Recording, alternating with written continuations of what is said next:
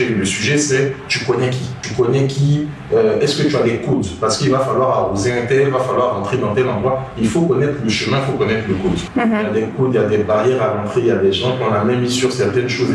Donc, c'est pas en soi, est-ce que ton entreprise est bonne? Est-ce que tu vends de la bonne cam? C'est pas ça le sujet. Mieux tu as fait ton étude de marché en amont, plus tu vas venir offrir un produit qui répond à une demande non adressée.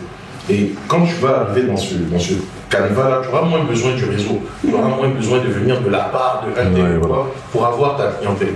Mais il y a le sujet de est-ce que tu vas être visible? Est-ce que tu vas être audible? Même si ton produit est bon. Et puis très vite à Abidjan, la grande mode, c'est de pomper ce qui marche. Quand on a commencé à faire des lavages auto ici, ça marchait bien. À la minute, il y a tout le monde qui fait des lavages auto. Abidjan, je veux dire, c'est très excitant pour quelqu'un qui arrive parce que c'est une terre de promesses. Il y a plein de choses à faire.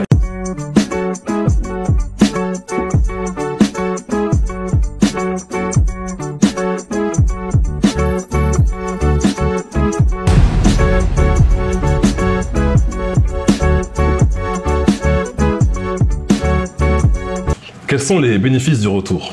Est-ce que c'est booster sa carrière professionnelle ou bénéficier d'un cadre de vie épanouissant? Est-ce qu'on peut arriver à concilier une vie pro exigeante et surtout des projets qui nous animent, qui nous font vibrer? Et surtout, comment on peut arriver aussi à continuer à apprendre, à s'amuser et à concilier tout ça quand on bosse dans une banque? Aujourd'hui, on reçoit Loïc Ndri, Ripat, financier, passionné de culture générale et cofondateur d'un événement super prisé à Abidjan, la cuisine. Il a grandi à Cocody, étudié à Bordeaux, bossé dans la finance entre l'Afrique et l'Europe et a décidé de reposer ses valises à Abidjan. Un retour mûrement réfléchi qui mêle ambition, sens des responsabilités et amour du jeu. Bonjour Loïc. Bonjour Ismaël. Ou plutôt Aquabac. Hello. Donc, bienvenue, merci de ta présence aujourd'hui. On est vraiment ravis de te recevoir. Merci, le plaisir de partager. Super. Bon, normalement, on va rentrer dans le vif du sujet, mais juste avant ça, j'ai une petite minute de réclame à faire à notre audience. Donc, mes chers amis, comme d'habitude, ça change pas. Pensez à vous abonner, à activer la cloche, à nous faire des commentaires, même au-delà même de l'abonnement. Nous, ce qu'on veut, c'est des interactions. Donc, faites des commentaires, faites des retours d'expérience, posez-nous des questions sur les sujets que vous souhaiteriez traiter, parce que ça va faire de l'interactivité, c'est ça qui va faire grandir le podcast. Donc, on compte sur vous, et puis, soyez concentrés, on attaque. Alors, avant de rentrer dans le vif du sujet, est-ce que tu peux te présenter en une phrase? En une phrase? Ouais. Bon, c'est un exercice qui est un peu compliqué, mais... Ouais, ça y est. Loïc Ndri, ivoirien, français, et père de famille. Et puis, je suis un homme passionné par tout ce qu'il fait. Voilà. Super. On a un rituel dans ce podcast, ça s'appelle les questions mystères. Donc tu as dû voir devant toi un tas de questions avec un point d'interrogation. Donc tu peux en tirer 3 au hasard. 3 au hasard. Voilà, 3 au hasard. Et tu vas pouvoir lire et répondre à ces questions. Et on va se dire que tu as droit à un joker. Ouais, un joker. Mais le joker, en fait, c'est un joker, mais tu devras quand même nous expliquer pourquoi tu ne veux pas répondre à la question. Ok, et je dois en répondre à une autre si je prends un joker? Non, tu peux juste nous dire pourquoi tu ne veux pas répondre. Exactement, voilà. Donc on commence directement? Allez, Ouais. c'est parti. Première question. Le média sans filtre, non, ça c'est pas ce qu'il fallait dire, c'est... Quel est ton mindset depuis ton retour pour faire face aux défis du quotidien? Ok, donc mon mindset depuis mon retour pour faire face aux défis du quotidien, je dirais être ouvert d'esprit et être humble. Voilà, parce que des défis, il y en a énormément.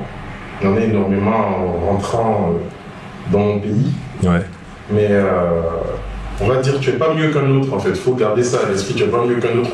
Ce sont des êtres humains qui sont là, qui ont leur histoire, qui ont leur raison, pour lesquelles ils se comportent de telle ou telle manière. Donc il faut toujours avoir une certaine ouverture d'esprit et puis ça permet d'aller de l'avant. Voilà. Super. C'est très clair. Voilà. Toi, Donald, c'est quoi ton mindset pour faire face aux défis du quotidien?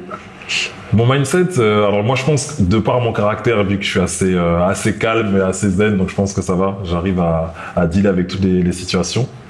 Et ouais, c'est me dire qu'à chaque fois, le fait d'être déjà dans un pays étranger et d'être là, c'est déjà une bénédiction. Donc après, à chaque fois, je prends les choses avec beaucoup de recul. Nice. Ok. Après, pour la deuxième question, quel conseil donnerais-tu pour préserver sa santé mentale lors de la repatriation? Préserver sa santé mentale. En fait, je pense qu'il faut toujours se raccrocher aux choses qui nous rendent heureux, aux choses, aux valeurs sûres, on va dire, au niveau des choses qui sont structurantes pour nous. Et ça, c'est vrai partout où on est sur la Terre, en fait. C'est pas une question de géographie, c'est pas une question d'environnement immédiat. Il y a des choses, par exemple, je sais pas, il y a des gens qui sont très famille, il y a des gens qui sont très loisirs. L'événementiel existe ici, le sport existe ici. Après, ce sont des environnements dépendamment d'où on vient. Hein. Ouais. L'accessibilité est plus compliquée. Là, je sais pas, par exemple, je discutais récemment avec une collègue qui vient de l'Afrique du Sud. Moi, je connais rien à l'Afrique du Sud, mais je découvre qu'elle a des coupures de courant permanentes là-bas. Ah. Ouais, là-bas, il n'y a pas de courant. Et elle est dans quelle ville? Je sais plus, mais une grande ville. Ah ouais, d'accord, ok. C'est quelqu'un quand même qui a un certain niveau de revenu. D'accord. Il n'y a pas de courant chez elle en fait. Donc en ce moment c'est un peu froid, c'est une période où il fait un peu froid là-bas. Oui. Et souvent elle est habillée à la maison, elle est très habillée parce qu'il fait froid. Ici on se plaint de la CIE tous les jours, de la compagnie d'électricité tous les jours. Mais on n'est pas si mal loti que ça pour avoir voyagé un peu en Afrique. D'accord. On n'est pas si mal loti que ça. Donc dépendamment... pour préserver la santé mentale, je pense qu'il y a des valeurs sûres. Il y a ta famille, il y a tes enfants, il y a ton Dieu, et tu te raccroches à ces choses-là, il faut relativiser. Je pense qu'il faut vraiment beaucoup relativiser. Ouais. Parce que même d'où on vient, quand on a fait l'étranger, que ce soit la France, le Canada, etc., il y avait des bons côtés, il y en avait aussi des mauvais en fait. Et c'est pareil ici, donc je pense que pour préserver sa santé mentale, il faut toujours se rapprocher aux choses qui nous font du bien. Essayer de les pondérer un peu plus dans son emploi du temps. Et puis dans l'ensemble, ça va, à la fin de la journée. Moi, je trouve qu'il y a une... Ah, vas-y, excuse-moi. Non, j'allais dire, est-ce que toi, tu arrives à préserver ta santé mentale, toi? Est-ce que j'ai... Moi, j'ai pas senti venir la question. On se regarde et nous-mêmes, on se comprend, en fait. C'est ce qu'on appelle le ping-pong, toi. Je te renvoie, tu me renvoies. Est-ce que moi, j'arrive à préserver ma santé mentale? Je dirais que oui, parce que je suis quand même super bien entourée. Aujourd'hui, j'ai l'habitude de dire en riant que je suis devenue polyandre. C'est-à-dire qu'autour de moi, j'ai 3 petits maris, donc qui sont les partenaires avec lesquels je bosse et qui me donnent de la force. Donc en fait, quand j'ai besoin de parler, quand j'ai besoin de me confier à quelqu'un, quand j'ai des moments de down, déjà, je me confie à ces personnes-là. Je pense aussi que je peux être pleinement moi. Et donc ça me permet vraiment de gérer la manière dont j'interagis avec les gens. Enfin, je me sens à l'aise dans la société en général. Et puis, enfin, je dirais que je ménage beaucoup mes énergies. Parce qu'Abidjan est électrique. Abidjan te sollicite, t'as des opportunités. Tu peux passer du lundi au dimanche dehors, matin, midi, soir, déjeuner, discuter, rencontrer, bouger, travailler. Et mais ça va même au-delà d'Abidjan. C'est quelque chose que j'ai engagé avant. C'est que moi, quand il n'y a pas d'énergie, tu le connais, et c'est pour ça qu'on riait, c'est off. C'est-à-dire là, en fait, je passe en mode off et on ne me voit pas pendant 3, 4, 5, 6 jours, 2 semaines s'il le faut, mais je recharge les batteries. Et c'est vrai que c'est comme ça que je tiens finalement à Abidjan. Et je voulais juste dire une petite chose, c'est que ce que moi j'apprécie énormément en Côte d'Ivoire, c'est cet état d'esprit, et je pense que j'ai retrouvé chez tous les Ivoiriens, ce côté, tu sais, cette phrase un peu qui dit on effraie la galère. On ne se laisse pas abattre par les événements, on ne se laisse pas déprimer, on passe pas notre temps à se plaindre. J'ai vu des gens traverser des moments mais dramatiques et venir et rigoler d'une bêtise, amuser la galerie, et ça se voit pas sur leur visage, ils ne s'épanchent pas. Et c'est quelque chose que moi j'apprends au jour le jour. J'ai une petite assistante avec laquelle je travaille depuis 2 ans aujourd'hui, et c'est quelque chose en fait qu'elle m'a appris, parce qu'en bonne française et en plus parisienne, la règle du jeu, c'est qu'on se plaint de tout, quoi. Ah là là, mais il fait trop chaud, ah là là, mais les gens sont trop chiants, ah là là, mais et non, là tu vois, je relativise et en fait je grandis aussi. Donc voilà, j'avais vraiment envie de passer ce petit message là. En Côte d'Ivoire, en tout cas, je pense vraiment que les gens ont un humour gras, Ils ont un humour très... Je sais pas, on n'est pas forcément sur le second degré, l'humour pèse sec, la subtilité, non, on a un humour assez gras, mais c'est un humour qu'il faut apprendre à connaître. Et c'est pas pour autant que les gens n'ont pas de problème, et tout comme tu l'as dit, il y a des gens qui vivent des situations terribles personnellement, mais l'ambiance qui peut planer dans un bureau, l'ambiance qui peut planer dans une gare de transport, les choses qui peuvent se dire, etc., c'est très riche en philosophie, c'est très riche en... C'est pas juste de l'humour gras pour de l'humour gras, il y a des choses extrêmement profondes qui se disent parfois. Il y en a des gens quand même dans l'ensemble très spirituel également aussi en Côte d'Ivoire. Donc au final, oui, on peut être avec les gens et apprendre énormément d'eux sur comment ils vont se relever d'un décès, comment ils sourient à la vie alors que tous les jours ils font ils passent du temps dans des transports où ils transpirent, où ils attendent sous la pluie, mais la personne arrive au bureau, mais la bonne humeur, le sourire qu'elle est capable de te balancer, c'est riche en enseignement, ça c'est sûr. C'est exactement ça. Ouais, ce que tu dis. Je vais passer au troisième point, c'était quelles leçons financières importantes recommandes-tu de retenir pour éviter les pièges courants? Ben justement, moi, c'est de ne pas trop effrayer la galère, justement. Justement. Si je peux me permettre, dans Côte d'Ivoire, à Abidjan, il y a on va dire, une surenchère au niveau des prix, tout est cher. Il y a beaucoup de gens qui sont dans la culture de flasher autrui, Instagram, je voyage, je me montre, je sais pas moi, dans la salle d'attente VIP de chez moi, où les gens font énormément de choses pour paraître. À Abidjan, je ne sais pas si je vais généraliser à la Côte d'Ivoire, mais au-delà de ce paraître-là qui est international, hein, c'est pas juste en Côte d'Ivoire, mais la Côte d'Ivoire n'est pas mal dans ce registre. Il y a des événements, il y a des articles qui sont vendus et tout, des fois qui sont vraiment surpricés pour ce que c'est en fait. Et il ne faut pas jouer à être plus riche qu'on ne l'est, parce que la vie est suffisamment chère ici. Je sais pas moi, quand je vois les factures d'électricité, il faut relativiser un truc proportion, garder le courant n'est pas si cher que ça ici, même si les gens s'en plaignent beaucoup. Mais on va dire que c'est parce qu'en face, on a des revenus qui ne sont pas très importants, on a un chômage qui est très important. Donc à la fin de la journée, la vie est dure pour beaucoup de gens. Il n'y a pas l'État-providence comme on pouvait l'avoir en France par exemple. Et à la fin de la journée, quelqu'un qui n'a pas de boulot, il va s'en remettre à toi. Il y a un poids de la famille. Il y a énormément de charges qui ne sont pas visibles de prime abord.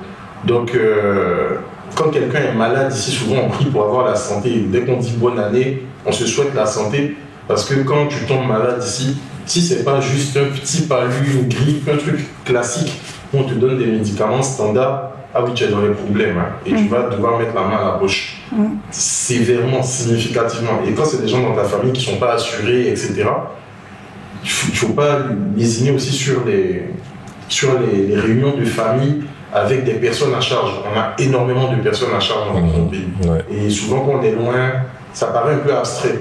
Mais une fois qu'on a les parents vieillissants, qu'on doit prendre certaines responsabilités, on se rend bien compte que la vie est chère. La vie est très chère ici. Il y a des actes, il y a des temps forts où on n'est pas accompagné. On n'est pas accompagné, on manque de guidance. Et des fois, les meilleures adresses même délivrent des prestations qui sont quand même un peu faibles par endroit. Je ne suis pas en train de cracher sur le professionnalisme des Ivoiriens ou quoi, mais dépendamment des actes de santé, dépendamment de... Je pourrais parler du foncier ici. En ce moment, il y a toute une bourrasque sur l'insécurité foncière. Mais tu peux mettre toutes tes économies pour acheter un terrain qui va faire mal à tes économies et puis te retrouver dépossédé en 2 temps, 3 mouvements.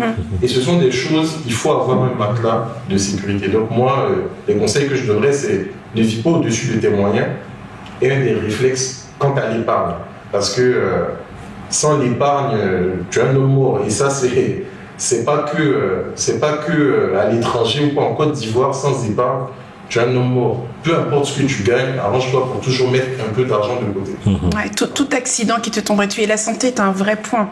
C'est-à-dire que, mais même assuré ou pas assuré, un passage à l'hôpital de 1-2 semaines, ça se compte en millions. Exactement. Et quand je dis millions, ça peut être un 3 millions. 3 millions, c'est 5 000 euros. Ah oui, en clair. France, quand tu y vas, si tu sors 200 euros, t'as déjà... C'est déjà beaucoup. Et donc vraiment, il y a vraiment ce côté-là, cette question de la santé qui peut coûter extrêmement cher. En Ouais, tout à fait. comparaison à l'étranger, on va dire qu'on a moins d'acquis sociaux. On a moins d'acquis sociaux, ça ne se résume pas à la santé. Il y a la retraite, C'est ça.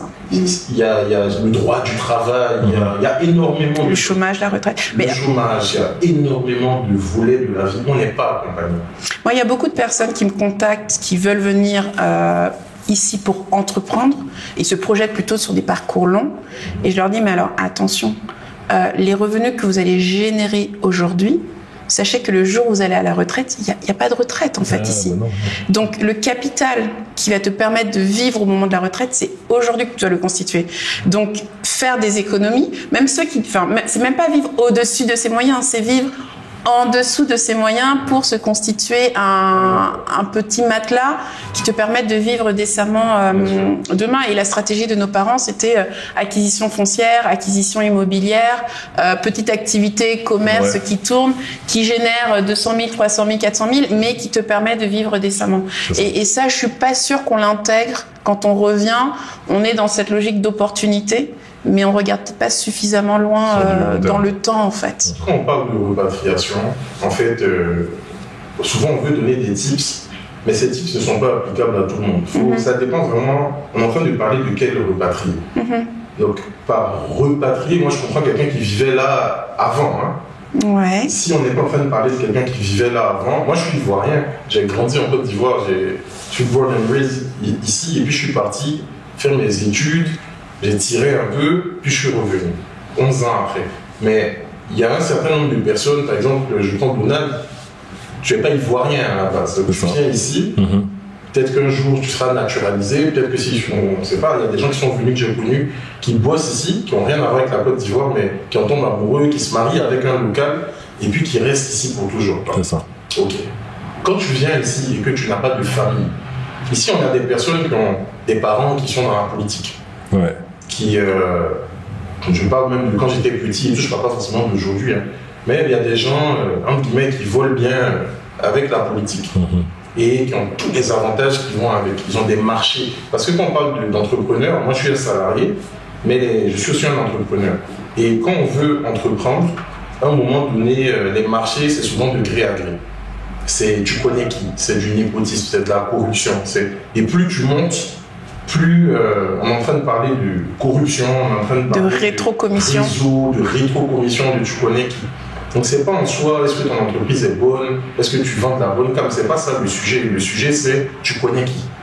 Tu connais qui, est-ce que tu as des codes, parce qu'il va falloir arroser un tel, il va falloir rentrer dans tel endroit, il faut connaître le chemin, il faut connaître le code. Mais là c'est quand même à certains niveaux, parce que tu viens, tu montes ta petite entreprise, moi je sais pas, une conciergerie de voyage ou quoi. Moi effectivement t'es pas dans des gros marchés où on compte déjà en milliards et autres, mais tu peux quand même construire ta petite vie en dessous des radars sans avoir besoin de... Bon, ceci dit, la question du réseau et du marché à gré fonctionne toujours. Parce que c'est encore des amis qui vont dire « Attends, mais je connais un tel... » Bien sûr. C'est quand même toujours ça, sans aller jusqu'à la rétrocommission. Bien sûr. Mais on se refile un peu les... Il y a aussi la question de l'assurance. À qui je donne le marché, à qui je confie mon quelqu'un pour gérer telle ou telle prestation. Donc c'est aussi la question du gage de sécurité derrière. Ouais. Mieux tu as fait ton étude de marché en amont, plus tu vas venir offrir un produit qui répond à une demande non adressée. Et quand tu vas arriver dans ce canevas-là, tu auras moins besoin du réseau. Tu auras moins besoin de venir de la part de un tel pour avoir ta clientèle. Mais il y a le sujet de est-ce que tu vas être visible? Est-ce que tu vas être audible, même si ton produit est bon? Et puis très vite à Abidjan, la grande mode, c'est de pomper ce qui marche. Bien, quand on a commencé à faire des lavages auto ici, ça marchait bien. À la minute, il y a tout le monde qui fait des lavages auto. Abidjan, je veux dire, c'est très excitant pour quelqu'un qui arrive parce que c'est une terre de promesses. Il y a plein de choses à faire. Et même quelqu'un qui n'est pas initié, qui n'a pas tant d'expérience que ça, il peut se faire une place. Donc ça peut attirer des gens, ouais, je vais revenir et tout.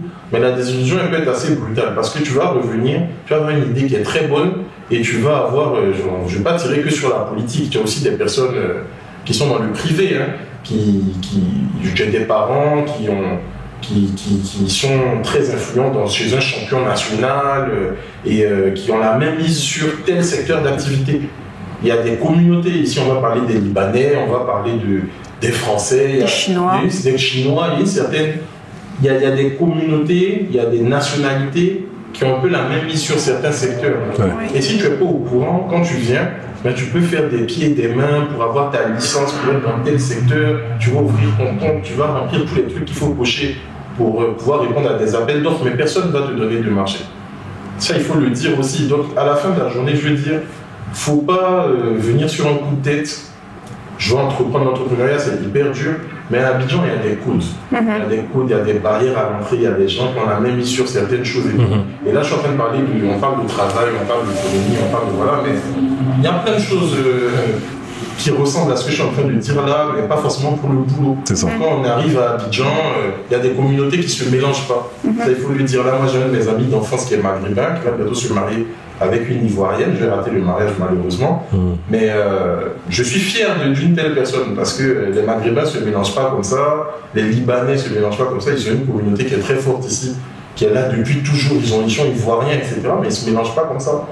Donc, quand on est en train de parler d'entrepreneuriat aussi, on est en train de parler du salariat. Moi, je ne sais pas, je vais parler toujours de mes amis libanais. Combien de Libanais sont salariés dans des entreprises ivoiriennes, sont salariés chez des groupes multinationaux français? C'est une question qui vient d'allumer une lumière de ma tête. Je fais, ouais, c'est vrai que. Quasiment pas. Il y en a quelques-uns. Oui, c'est clair. Oui, il y en a quelques-uns, mais c'est très rare. Oui, oui, c'est clair. Tu rentres dans un. Vivent ici, combien sont. Et ils entreprennent ensemble, et c'est vrai qu'ils ne vont pas aller se soumettre, se mettre sous la. Et c'est culturel aussi. Oui, sous le. Ouais. Ils ont l'entreprise familiale, ils ont les moyens, etc. Je parle des Français. Moi, je suis allé à Mermoz, une école française. Bon, pour qu'une Française blanche et je sais pas quoi sorte avec un Ivoirien ou quoi, c'est un peu compliqué. Hein. C'était un autre temps. Je pense que là, maintenant, c'est quand même beaucoup plus courant. Il y a eu des mélanges. En tout cas, sur ces communautés-là, il y a quand même pas mal de mélanges. On va dire qu'aujourd'hui, Black is beautiful, Black est à la mode, on porte des chemises pagnes, on aime l'afro, on aime ci, machin dans les clips. Ça Dior vend nos boubous du marché. C'est Dior fait ça. Oui, la nouvelle collection de cette année, c'est le boubou que les dames portent dans la rue, là, les boubous avec les motifs là.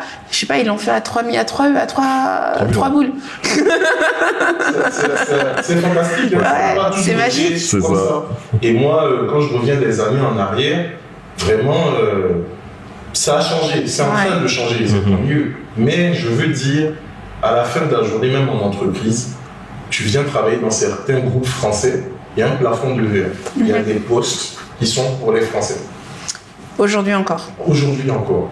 Okay. Il y a dans des entreprises nigérianes, je ne sais pas, ils vont mettre certains Nigériens à certains postes. Ouais.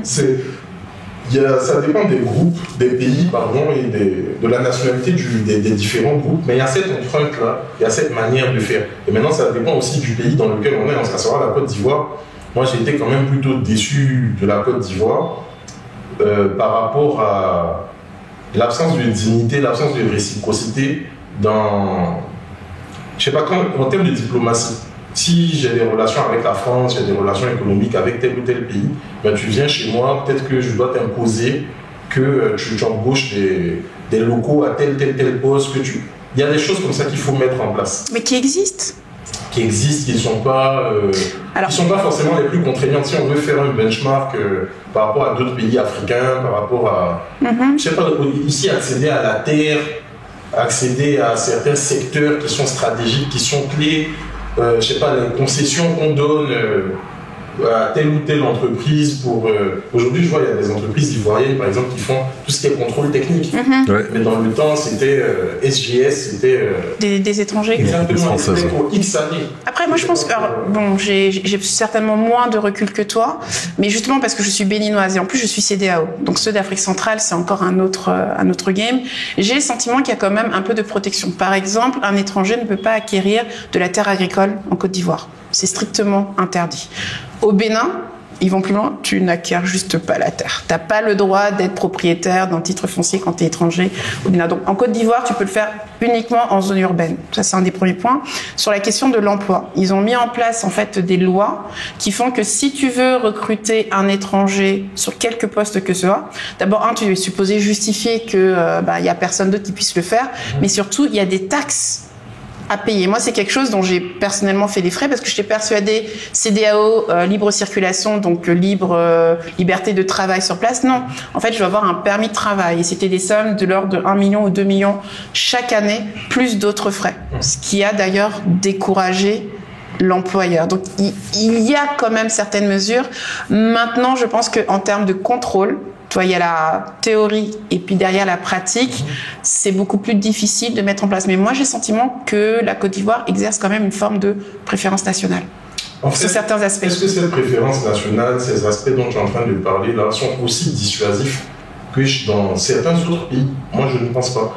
C'est possible, il y avait la loi Guillaume. Il y avait la loi Guillaume qui était dans le même esprit de ce que tu es en train de dire. Ouais. Quand moi, je rentrais sur le marché de l'emploi, et moi, je suis français, je n'étais pas concerné par ça, mais l'ensemble de mes potes africains qui rentraient sur le marché du travail, il y avait vraiment ce sujet-là qui arrivait avec une certaine violence. Les prix, les cotisations sociales que les employeurs devaient payer en plus pour embaucher un non-français, tout ce qui devait justifier pour dire que notre français ne peut pas faire le boulot, etc., c'était très dissuasif. Et c'était très administratif, mais surtout très contrôlé. C'est pour ça que je dis, en fait, je pense que dans l'esprit de la loi, s'y est, dans la pratique et les contrôles, dans l'organisation de nos administrations, je me permets de dire de nos administrations, il y a encore de l'avancée. Enfin, pas trop, hein, parce que bon, moi je suis là, donc il ne faudrait pas non plus trop. On est de la même famille, mais je suis d'accord avec toi sur le fait qu'il faut quand même préserver le capital et les biens, et que les Ivoiriens puissent en bénéficier aussi. La Côte d'Ivoire, c'est l'hospitalité, hein, et je pense que tu le vis. On n'est pas un peuple... on reste en nous, on fait sentir aux étrangers que machin, loin de là. Ça, on est tous sur ça. C'est une terre où tout le monde vient ici. Comme tu l'as dit, Aquaba en rentrant, mais Aquaba, c'est une réalité. Ouais. Ici, on t'invite à manger chez nous à la maison. On t'invite à rencontrer notre famille, à venir dans notre village. Dès lors que toi, tu as un humour ouvert, que tu viens vers nous, franchement, l'hospitalité ivoirienne, c'est une réalité. Alors que moi, j'ai fait l'étranger, j'ai fait la France, je suis allé en Angleterre y vivre un moment et tout. Bon, c'est pas évident. Tu peux aller chez quelqu'un, hein, les gens sont ouverts et tout dans l'ensemble. Mais par exemple, un Anglais, il t'invite pas chez lui à la maison, dans le countryside. Non, c'est pas comme ça. On est dans des trucs assez superficiels, boulot, boire un verre, machin. Mais aller chez quelqu'un, manger local, manger avec lui, qui te présente ses... Ouais, les anglo-saxons, c'est... Voilà. Ils sont pas dans ce délire-là. Et je dirais, en France, ça existe hein, également, hein, de fraterniser un peu. Ça se fait, oui. Ça se fait, mais je veux dire, en Côte d'Ivoire, contrairement à beaucoup d'autres pays africains aussi, moi je trouve que l'hospitalité c'est une réalité. On est vraiment ouvert. Et pour de vrai, on épouse des étrangers très facilement. On les fait venir chez nous à la maison. On t'ouvre les portes d'une entreprise. On n'a peut-être pas des secrets industriels qu'il faut pomper comme dans d'autres grandes puissances, j'en sais rien, mais si vraiment tu es bon dans ton travail et tout, c'est pas ta nationalité qui va être un frein pour que tu intègres certaines responsabilités. Donc c'est pas vraiment ce que j'étais en train de dire aussi. Je suis pas en train de dire qu'il faut être protectionniste ou quoi que ce soit, mais je veux dire vis-à-vis même du pays, du gouvernement, il y a une certaine dignité, il y a un rapport de force. Ouais. Il faut être dans du gagnant-gagnant, faut pas, voilà. Et à ce niveau-là, à bien des égards, moi, dans mon cheminement ici, j'étais un peu déçu parce que je suis revenu, pas revanchard, c'est pas ce que je vais te dire, mais quand tu es à l'étranger, on te fait sentir quand même que tu es à l'étranger. Et moi, en France, comme je l'ai dit, je ne suis pas à l'étranger, je suis dans mon pays, mais on te fait sentir que tu es à l'étranger. Donc, quand tu es ici, il ne faut pas non plus ouvrir toutes les portes et les fenêtres. C'est pas ça l'esprit, en fait. Oui, préserver aussi l'intérêt national. Voilà, je pense que c'est important. Et alors, alors je sais pas, du coup tu vas peut-être le dire un peu, mais c'est quoi qui a été le déclic justement pour revenir sur le continent? Parce que bon, je l'ai dit un peu en intro, où tu as grandi ici, après tu as étudié un peu en France, tu as travaillé à l'étranger. Est-ce qu'il y a eu un déclic pour revenir ici? Ben, il y a eu un déclic, oui, parce que quand j'ai fini mes études, l'insertion professionnelle n'a pas été aisée. C'est vrai que moi j'ai été diplômé dans la période où il y avait la crise des subprimes. Moi j'ai fait de la finance, j'ai fait de la banque, de la finance d'entreprise et je cherchais du travail en fusion-acquisition, en banque d'affaires. Et c'était plutôt difficile sur le moment de s'insérer professionnellement dans ce domaine-là. Donc, on va dire, moi j'étais dans un chômage déguisé à faire des boulots qui ne sont pas en lien avec ma qualification. Ta formation. Et ça a duré plus ou moins 2 ans entre la France et l'Angleterre. Ouais. Puis au bout d'un moment, je ne voyais pas d'intérêt quant à rester là-bas sans travailler dans le domaine qui m'intéressait. J'ai préféré rentrer, mais vraiment pour me mettre à travailler, que ma vie active commence réellement et que je sois pas en train de faire des petits boulots. Donc moi c'est ce qui m'a guidé dans mon D'accord, ici. Ouais. Mais au-delà de ça, il y a eu un certain divorce, on va dire affectif, avec la France, parce que il y a eu beaucoup de frustration avec la discrimination à l'embauche, la discrimination, comment dirais-je, dans la recherche de logement. Il y a eu des remarques. Il y en a subtiles, d'autres moins subtiles, d'autres très crues. Il y a eu des mesquineries, j'ai beaucoup d'anecdotes avec du racisme, avec des choses qui, moi, personnellement, en tout cas... Au bout d'un moment, ça t'a fait... T'avais envie d'en finir, quoi. Ouais. Bon, d'en finir, en tout cas, j'avais envie d'être dans un environnement à majorité nègre, on va dire. Et même si je suis resté en France, j'ai beaucoup épousé les idéaux français... que moi j'étais vraiment très bien dans mon environnement là-bas à un moment donné. J'ai pas oublié que j'étais bien aussi en Côte d'Ivoire avant de partir, que j'ai un pays qui m'a vu naître, qui m'a nourri, qui m'a grandi, et à un moment donné j'avais envie de rentrer. C'est ça, ouais. Me reconnecter un peu à certaines valeurs familiales, parce que moi mes soeurs vivent toujours à l'étranger, mes parents sont ici, ils ne rajeunissent pas. Donc, à un moment donné je me disais que à un moment donné, ce serait peut-être bien de rentrer en Côte d'Ivoire et puis d'être un des enfants de mes parents qui est là, qui fait sa vie là. Voilà. Donc c'est comme ça que je dis. J'ai une phrase que je dis souvent et qui explique moi mon retour, c'est que je ne voulais plus être dans la différence, je voulais vraiment être dans l'appartenance. Et donc être dans un milieu où finalement... en tout cas...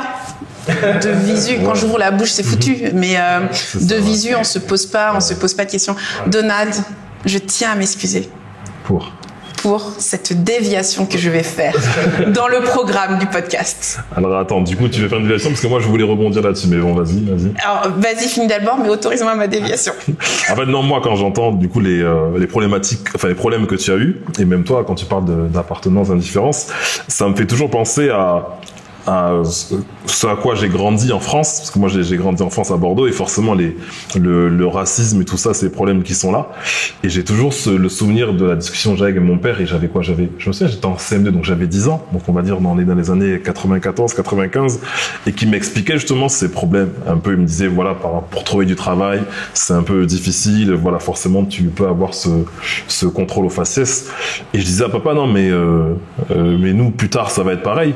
Il me dit, non mais vous, quand vous serez grand, les problèmes de racisme, on aura oublié, ça va aller. Et voilà. Et malheureusement, voilà, on est plus de 25 ans plus tard. Les problèmes sont malheureusement toujours là, quoi. Je pense qu'on avance. On avance un peu. Bonne direction. On avance quand même, mais les problèmes sont toujours là, quand même. Oui, mais c'est plus banania, c'est plus là, c'est plus. Tu sais, les références. Quand moi je suis arrivé en France, les gens ils font des blagues avec le Père Noël est une ordure, les bronzés font du ski. Ils ont des petites références qui font à ça dans des phrases sans t'expliquer le film, et ils sont morts de rire. Et toi tu comprends pas trop parce que toi tes références, c'est peut-être faut pas fâcher qui fait ça. Tu es un enfant de Canal+, qui a grandi, tu es un pays de bronzés. Je connais plein de choses de chez eux, ils connaissent rien de chez toi. Mais ils ont des raccourcis qu'ils font sur ta personne. Il y en a qui est vraiment raciste, c'est vous viviez dans les arbres, machin, mais quand en voulant même apparemment ils ont même envie de te vexer, ils te disent ça parce que leurs parents disaient ça. À la télé on dit des choses de fou en fait, il y en a qui se rendent pas compte. Et à un moment donné, tu te fais des amis, vous évoluez ensemble, vous faites énormément de choses ensemble, il y a des vrais liens d'amitié, mais ils ont des réflexions, des fois c'est choquant, mais ils ne se rendent pas compte. C'est banalisé en fait. Ils réalisent pas. C'est trop profond en fait, c'est trop profond, c'est institutionnalisé, c'est un système, dans les médias, il y a une manière de présenter les noirs, etc. je ne vais pas mettre des médecins dans des films qui sont noirs, etc. Je ne vais pas venir faire mon infocentrisme de fou, mais quand tu regardes, que tu vis en France, tu te rends compte de ces choses-là. C'est ça. Tu te rends très bien compte de ces choses-là. Et à un moment donné, tu peux peut-être... Il y en a pour qui ça passe, ils deviennent sourds à tout ça et tout, mais pas moi en tout cas. Moi, ça n'a pas été mon cas. Et il y a vraiment des petits... Il y a des petits pics. Il y a des occurrences qui passent moins bien que d'autres. Tout à fait. Voilà. Mais globalement, je pense vraiment qu'on va dans le bon sens. On va dans le bon sens. Il y a un éveil, il y a la culture, il y a des choses qui... La culture noire, il y a vraiment des médias indépendants, il y a des personnes, des influenceurs qui éveillent les consciences. Parce que bon, ça ne date pas d'aujourd'hui. Il y a des personnes éminentes au niveau des penseurs nègres qui ont fait un travail. Bien sûr. Et maintenant, ce travail est rendu de plus en plus accessible. Et puis aujourd'hui, les gens commencent à se rendre compte de beaucoup de choses. Donc je pense qu'on va dans le bon sens, tu vois. Mais en tout cas, moi, quand je suis arrivé à Caen, par exemple, en 2003, quand je suis arrivé à Caen, aujourd'hui, tu vas à Caen, tu croises beaucoup plus de noirs. Plus de noirs que en 2003, moi, je suis en beaucoup. France en 90 ou je sais pas quoi, mais en 2003, il n'y avait pas grand monde. C'est ça. Et quand tu vas dans la Cambrousse, tu sors avec une fille, elle t'amène, je sais pas, à Cabourg, elle t'amène à Deauville, elle t'amène plus à l'intérieur de la Normandie, là. Ah, on te regarde d'une manière particulière. Moi, je suis sorti avec des filles blanches ou des métisses ou quoi, et quand tu vas dans leur famille blanche à la campagne, les enfants d'un certain âge, qui sont tout petits, je veux dire, et tout, ils te regardent, ils sont à eux. C'est leur première. Et ils t'ont jamais vu, c'est ça? C'est leur première, on en est toujours là, en fait. Il ne faut pas qu'on fasse comme si... Alors, on en est là, mais comme tu disais tout à l'heure, en fait, les choses évolue quand même. Le mouvement de retour qu'on observe aujourd'hui est lié à cette question de l'éveil, de l'identité, du fait qu'on soit moins dans des demandes de reconnaissance et plus dans l'affirmation, je dirais, de nos identités. Et en fait, c'est juste une transition, tout ça, pour venir sur ma déviation. Non, ma déviation, c'est le débat sur ripat par ripat. Parce que tout à l'heure tu as dit quelque chose, tu as dit bon, je pense qu'un ripat c'est quelqu'un qui a vécu ici, qui a vécu en Afrique, qui est parti et qui revient. Sauf que au départ, en fait, l'idée de départ, cette notion de repatriation, elle vient du milieu anglo-saxon. Et donc US, afro-américain, Ghana, Nigeria.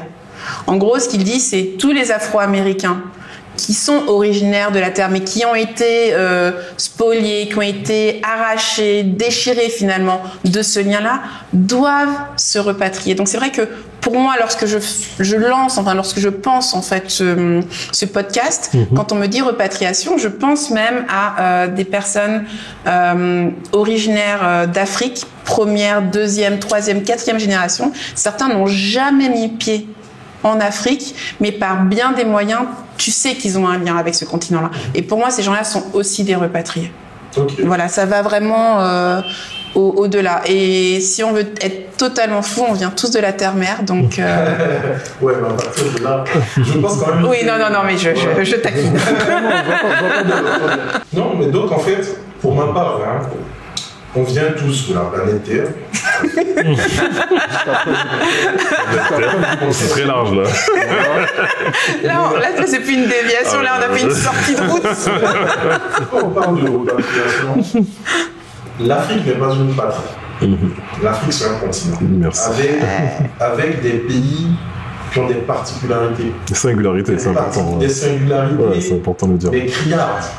Et même entre nous, Africains, nous, les Camers et les Ivoiriens, sur certains points, ne peuvent pas se blairer. Il y a des pays frontaliers qui ne peuvent pas se blairer. Je prends les Burkinabés avec les Ivoiriens. Il y a des attachements, il y a des complexes de supériorité qui sont parfois totalement infondés. Ça dépend des sujets, mais on a nos disparités. C'est ça. Mais aujourd'hui, beaucoup de gens parlent trop comme si « Ah, je vais en Afrique ». Moi, en Côte d'Ivoire ici, par exemple, il y a une communauté grandissante de Camerounais. Il y a plein de Camerounais dans qui sont là. Le secteur bancaire. Moi, j'adore. Ma petite soeur est mariée avec un Camerounais. Ouais. J'aime les Camerounais. Moi, quand j'étais étudiant, j'ai traîné avec beaucoup plus de Camerounais que d'Ivoiriens. J'ai pas de problème avec les Camerounais, après ça c'est moi. Hein. Il y a des Ivoiriens qui ont des problèmes avec les Camerounais, il y a des parents ivoiriens, tu leur ramènes un Camerounais, ils vont dire mais ceux-là, machin, comme ils ont des a priori, et ils vont se dire mais faut pas que leur fille. Mais même chez nous en Côte d'Ivoire, nous on n'est pas au Sénégal avec les Wolofs et machin, non, il y a trop d'ennemis. On va juger que les BT, ils se partagent tout entre eux, ils ont des manières de se comporter, ils sont trop, comment dirais-je, prosaïques et machin, violents, limites pour certains. Il y a des ennemis qui vont dire mais n'épouse pas un BT, n'épouse pas un tonton. Donc il y a des différences. C'est ça. Il y a des différences et qui sont même, je dirais, significatives. Et qui font sens. Et qui font sens. Mais au final, moi, le concept de repatriation, le qu'on met dessus, là, ça veut dire que tu es en train de revenir, tu es en train de revenir à quelque chose. Donc si on parle de l'Afrique, que tu as la peau noire, que dans un certain sens tu viens rejoindre la terre-mère ou j'en sais rien, ok, hein. Mais moi je trouve ce concept un peu trop flou. Et il n'est pas adapté pour tout le monde. Quelqu'un qui a grandi au Rwanda, qui a allé vivre en France ou je ne sais rien, j'en sais rien, et qui choisit par exemple la Côte d'Ivoire, parce que la Côte d'Ivoire est un hub. La Côte d'Ivoire, c'est un petit Paris avec des supermarchés qui vendent ce que tu avais en France. Les gens ne sont pas dépaysés, il y a plein d'Européens, il y a plein de machins, quand ils viennent ici, ils ne sont pas du tout dépaysés parce que c'est un petit Paris. C'est ça. Contrairement au Bénin, moi quand je suis allé au Bénin, j'ai fait une mission longue de 2 mois au Bénin, j'allais dans des restaurants bon chic, bon genre, où les gens mangent la pâte à la main. Ils sont habillés. Oui, le terreau est encore très fort. Voilà, un beau couple qui est habillé super classe, ils sont en train de se draguer, ils viennent quelque part, puis ils déposent, il n'y a pas de couvert et tout, puis ils mangent à la main comme ça et tout. Mais j'étais charmé. Je me suis dit, mais c'est sympa ça. C'est en Afrique. Là. La culture est prégnante en fait. On n'a pas dilué. Tu vois pas ça à Abidjan, il y a des beaux, il y a des filles, on mange à la maison. Tout de suite, elles vont manger le riz à la main, elles vont manger le plat cali, le machin à la main, mais tu l'envoies dans un restaurant, bon chic, bon genre, manger, elle ne fera jamais ça. Elle fera jamais ça. Et tu vas au grand marché d'Antoupa, de machin, ben c'est du pain, c'est machin, les gens portent le gourmand, les gens portent... Il y a une culture il y a une fierté. Au Nigeria, je suis au Nigeria, c'est pareil. Il y a une empreinte culturelle dans les prénoms, dans les... Qu'en Côte d'Ivoire, il y a beaucoup moins. Il y a une volonté de préserver clairement la culture, pour le Bénin en tout cas.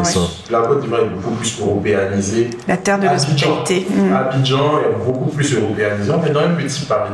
Ça séduit beaucoup d'Africains qui, quand ils viennent, ils ont toujours des repères par rapport à ce qu'ils avaient à l'étranger. Il y a le courant, comme je dis. Moi, je suis allé au Congo, et RDC, j'étais un peu choqué. Hein.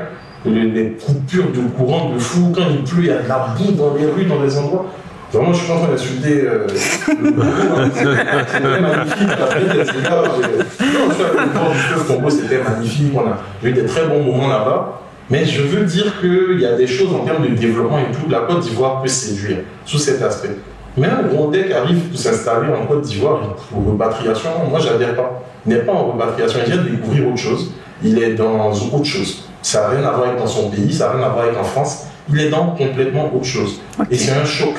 Et les expatriés, ça c'est moi qui fais une ouverture, le mot expatrié, ça me supporte, c'est des migrants. Ils viennent ici, mais c'est des migrants qui ont plein d'argent dans les poches. Et pas tous. Attention, pas tous. Ceux qui ont le contrat d'expatrié, oui. C'est de ça dont moi je parle. Ah, tu parles pas des autres. Ce vocable-là, expatrié, moi j'ai connu un blanc qui est venu, qui n'était pas bien en France. Il était juste avec le RSA et tout ça, machin. Il est venu en Côte d'Ivoire, il est resté en Côte d'Ivoire. Il était dans notre quartier et chaque fois qu'il touchait son RSA, ben, il bouffait ça avec les jeunes du quartier, prostituées, machin. Tant mieux, hein, il vivait la belle vie, il était très content, il prenait les transports en commun, il vivait sa meilleure vie. Il ne vivrait jamais ça en France. Il était très content.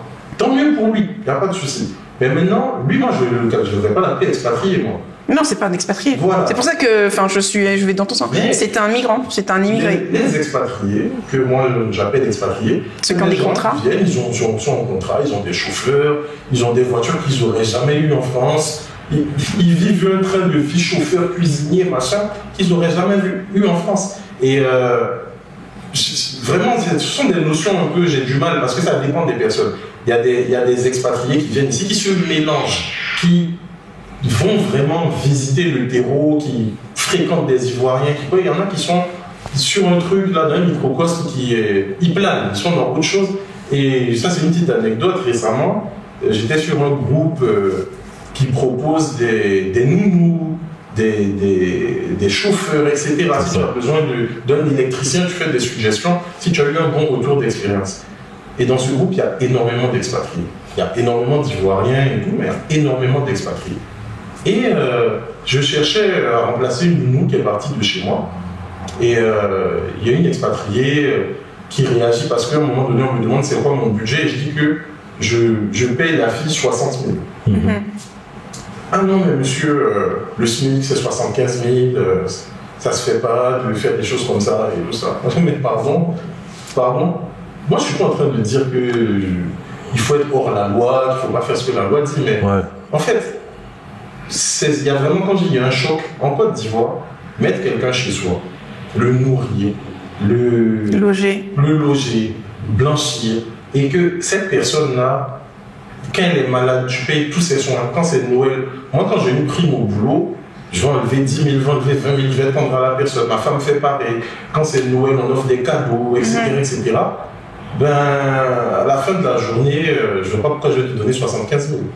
D'autant plus que la nounou qui est employée chez Expatrié, bon, même s'ils aident parfois, mais c'est sûr que quand il y a un accident dans la vie personnelle, tu es dans ton couloir et tu te gères parce que tu es un employé. C'est ça la relation employé-employeur, même si certains aident, une fois encore, mais ça ne sera pas la même manière que... Enfin, c'est pas la même chose que tu décris, c'est pas la même relation et c'est vrai que cette distinction-là, tout le monde ne peut pas la faire, il faut le connaître. On a eu un cours magistral de la part d'un consortium d'expatriés, là. Un consortium d'expatriés. On va avoir des problèmes. Il faut déclarer tes employés. Va déclarer tes employés, c'est illégal, ce que vous faites, etc. Mais en fait, on a des employés qui viennent chez nous et qui font 1 mois, qui font 2 mois. Tu vas t'amuser à aller déclarer les gens à chaque fois qu'ils font ça. Il y a des employés qui viennent chez nous, qui mettent des potions, des poudres qu'ils ont avec des marabouts dans ma nourriture parce que on veut m'arracher, moi. T'as vraiment vécu ça? Mais j'ai vécu tellement de choses. Non. Mais là, c'est plus une sortie de route, là. On est sorti de la planète Terre. Non, si on doit expliquer ce qu'on vit avec le personnel de maison, mais on n'est pas rendu comme on dit. On va arrêter 2 minutes. Donc, il y a des gens qui arrivent, qui payent les employés de maison 200 000 par mois, 250 000, d'autres 150 000, mais ça commence généralement à 150 000 et plus. Mais vous avez des moyens de faire ça. Vous connaissez le SMIC en Côte d'Ivoire. Tu m'expliques le SMIC en Côte d'Ivoire. Mais tu sais, un cadre en moyenne en Côte d'Ivoire est payé combien? 400 000. Il a combien d'enfants? On doit les mettre dans des écoles qui coûtent combien? On fait les courses à combien? Avec la cherté de la vie, etc. Et c'est toi qui vas venir m'expliquer d'où toi tu t'assois en ce moment, là, ton truc qui est irréel. Là.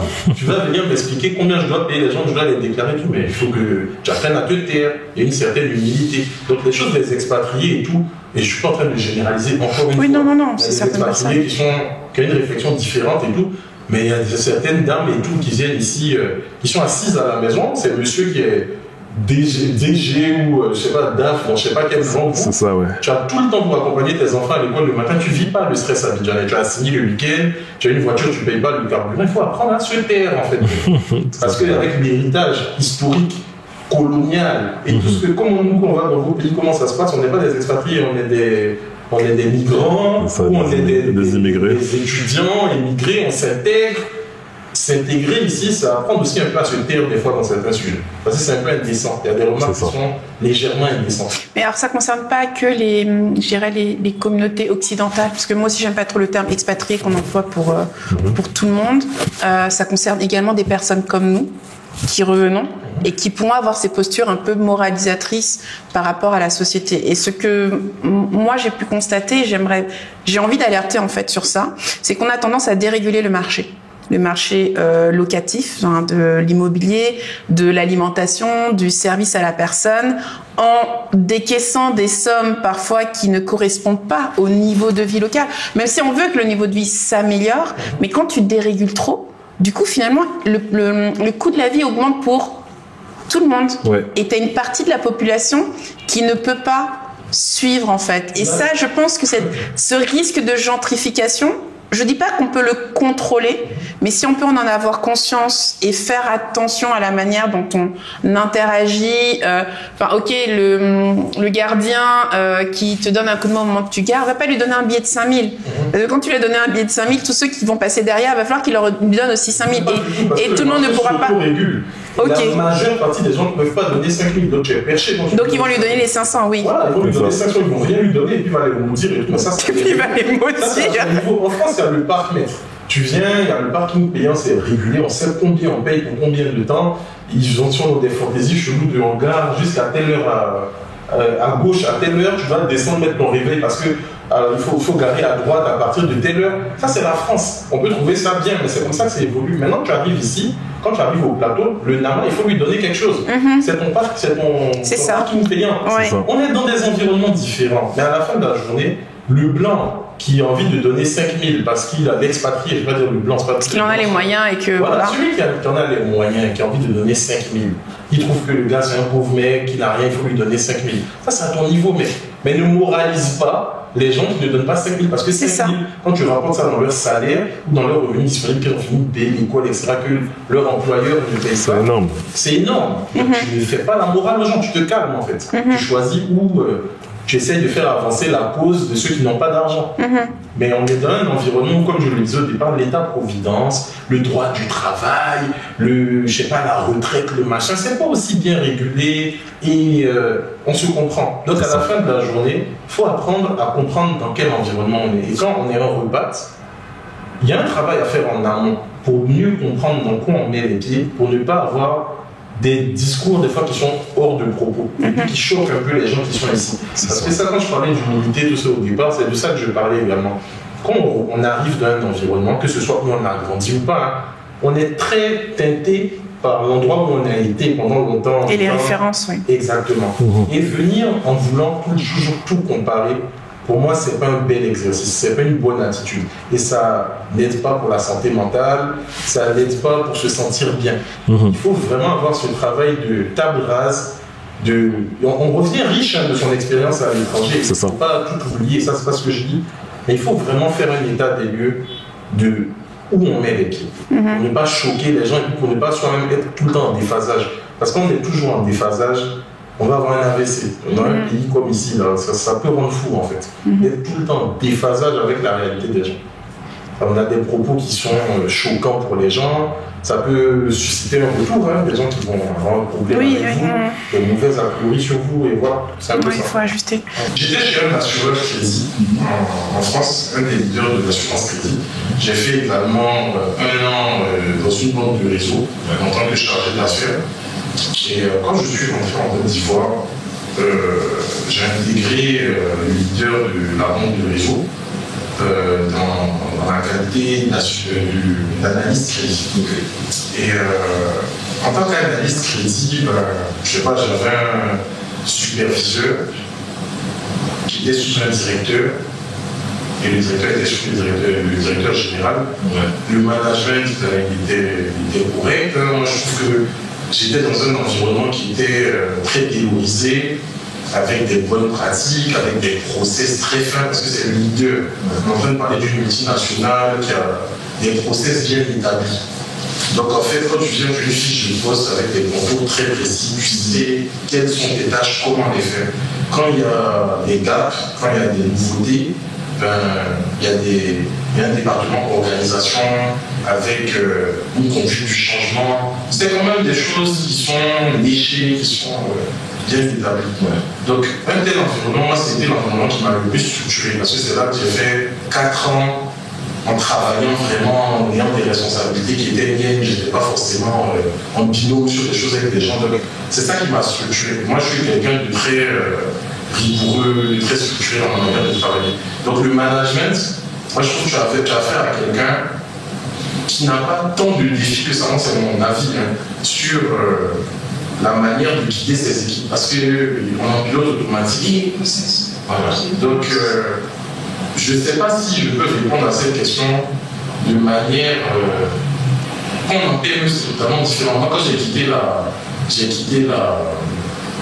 banque, en banque, j'ai fait, dans la première banque où je bossais ici, j'ai fait analyse crédit, puis après j'ai fait auditeur interne. Et l'audit interne, c'est déjà différent parce qu'en audit interne, il y a tellement de missions simultanées avec des budgets temps, des budgets hommes, qui font qu'il y a des petits managers de proximité. Tu as un chef de mission avec lequel tu pars et vous avez énormément de choses à faire dans un temps qui est très court. Donc là, tu ne vas pas avoir le manager avec sa méthode et tout. Là, tu vas être plus sous le management de quelqu'un pendant un certain temps. Et là, ça dépend vachement de tu es en train de travailler avec qui. Mais c'était une grosse machine quand même, la banque pour laquelle je travaillais. Donc au niveau même du recrutement, je trouve qu'il y a un certain nombre de filtres. Tu te retrouves avec des gens qui ont une méthode, qui ont fait un certain niveau d'études, etc. Donc on arrive globalement à naviguer ensemble. J'ai trouvé que le management était dans l'ensemble bon, parce que moi je pense qu'un bon manager, c'est quelqu'un, même en son absence, les choses tournent. En fait, c'est quand il n'est pas là, quand il est plus occupé et tout, que tu vois vraiment s'il a bien managé ou pas. Mais attends, excuse-moi de te couper, je me dis ça. Quand il n'est pas là, les choses tournent. Mais est-ce que c'était le cas justement? C'était le cas. Chez mon premier employeur en Côte d'Ivoire, moi c'était totalement le cas parce qu'on est en pilote automatique, on dit il y a des process. Voilà. Mais c'est une expérience un peu particulière parce qu'on parle de la banque. Si tu es dans la PME, même la grosse PME vraiment qui a été créée localement, ivoirienne, dans les retours que j'en ai, et ma propre expérience ne ressemble pas à... Exactement. Parce que justement, c'est pour ça que je fais question en banque, parce que moi aussi, je suis actuellement en mission dans une banque. Et je peux t'assurer que quand le chef n'est pas là, c'est pas forcément. Voilà. C'est-à-dire que ça va dépendre vraiment des cultures d'entreprise et du manager. Et du manager. Fais-nous un peu un retour de ton expérience si c'est possible. Mais alors, moi, c'est vrai que quand je posais la question justement du management, c'est que moi, ce que je remarque, c'est que certes, si on prend le milieu de la banque aussi, parce que là, c'est mon expérience actuelle, c'est très processé.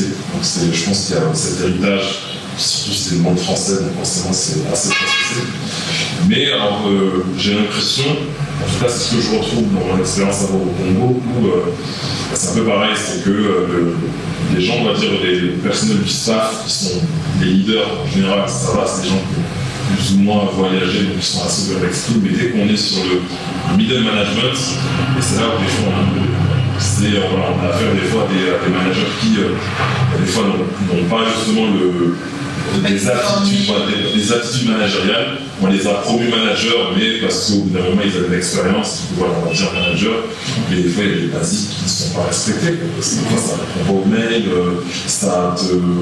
tu les convoques à des réunions, ils ne viennent pas. C'est vraiment des trucs de base comme ça. Donc c'est là où je trouve que le middle management, et c'est la même chose qu'on va retrouver dans l'Afrique centrale, mais le middle management, il y a encore cet effort à faire en termes d'attitude et de... Moi, en fait, si tu veux, là j'ai fait construire l'expérience de mon premier employeur. Je suis parti après dans une PME où tu as un homme qui est omnipotent, qui est le DG, un ancien, on va dire, de l'armée française. Je ne vais pas donner vraiment pourquoi il travaillait, ce n'est pas à propos. Mais on va dire qu'il est venu ici, c'est en intelligence économique. Donc on était là pour faire du travail de terrain, pour aller chercher des informations, des aides à l'action pour des acteurs divers et variés, mais des fois des très grands noms de la place et très grands noms à l'étranger qui ont des vues sur le marché local. Et c'est un boulot qui était vraiment passionnant.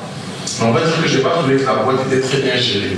Il y a eu beaucoup de travers et tout, et c'est ce qui m'a conduit à partir de là-bas 2 ans après. Mais on va dire que le management de ce monsieur, c'est un bon commercial, c'est un charmeur, mais je n'ai pas trouvé que c'est un bon manager, c'est un bon gérant d'entreprise.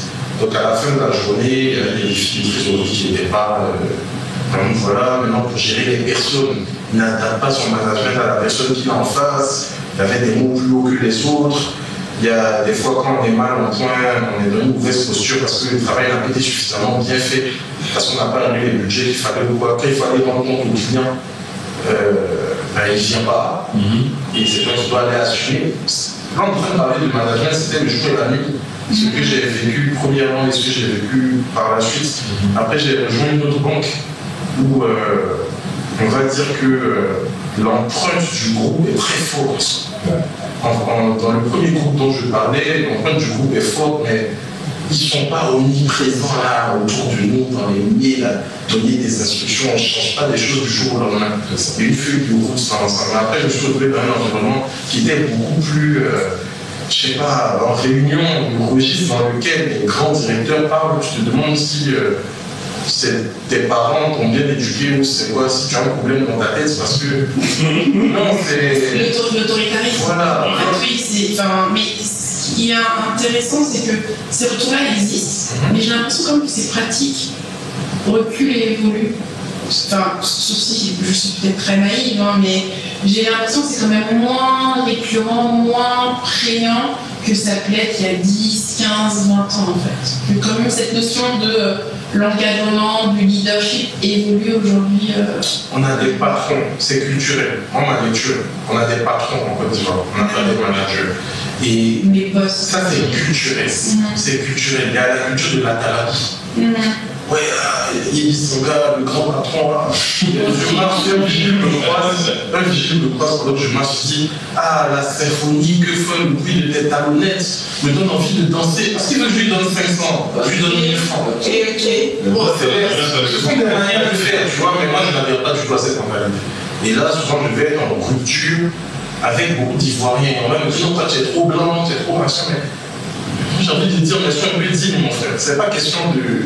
Tu es trop blanc. Il y a une culture du patron.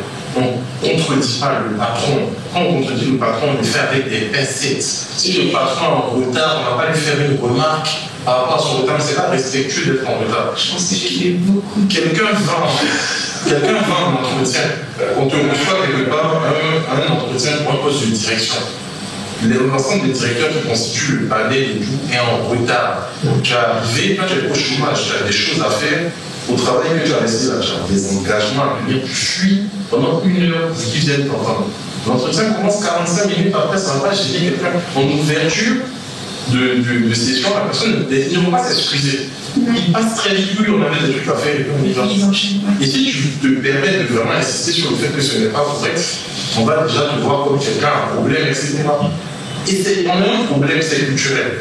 C'est culturel, je ne vais pas dire. Moi, je ne généralise pas à l'Afrique parce que je ne connais pas tous les pays africains. Mais en Côte d'Ivoire, moi, je trouve que quand on parle de comment tu trouves les managers, ça dépend vachement de qui on est en train de parler. En fait, c'est la personnalité. Il y a des personnes qui forment les autres.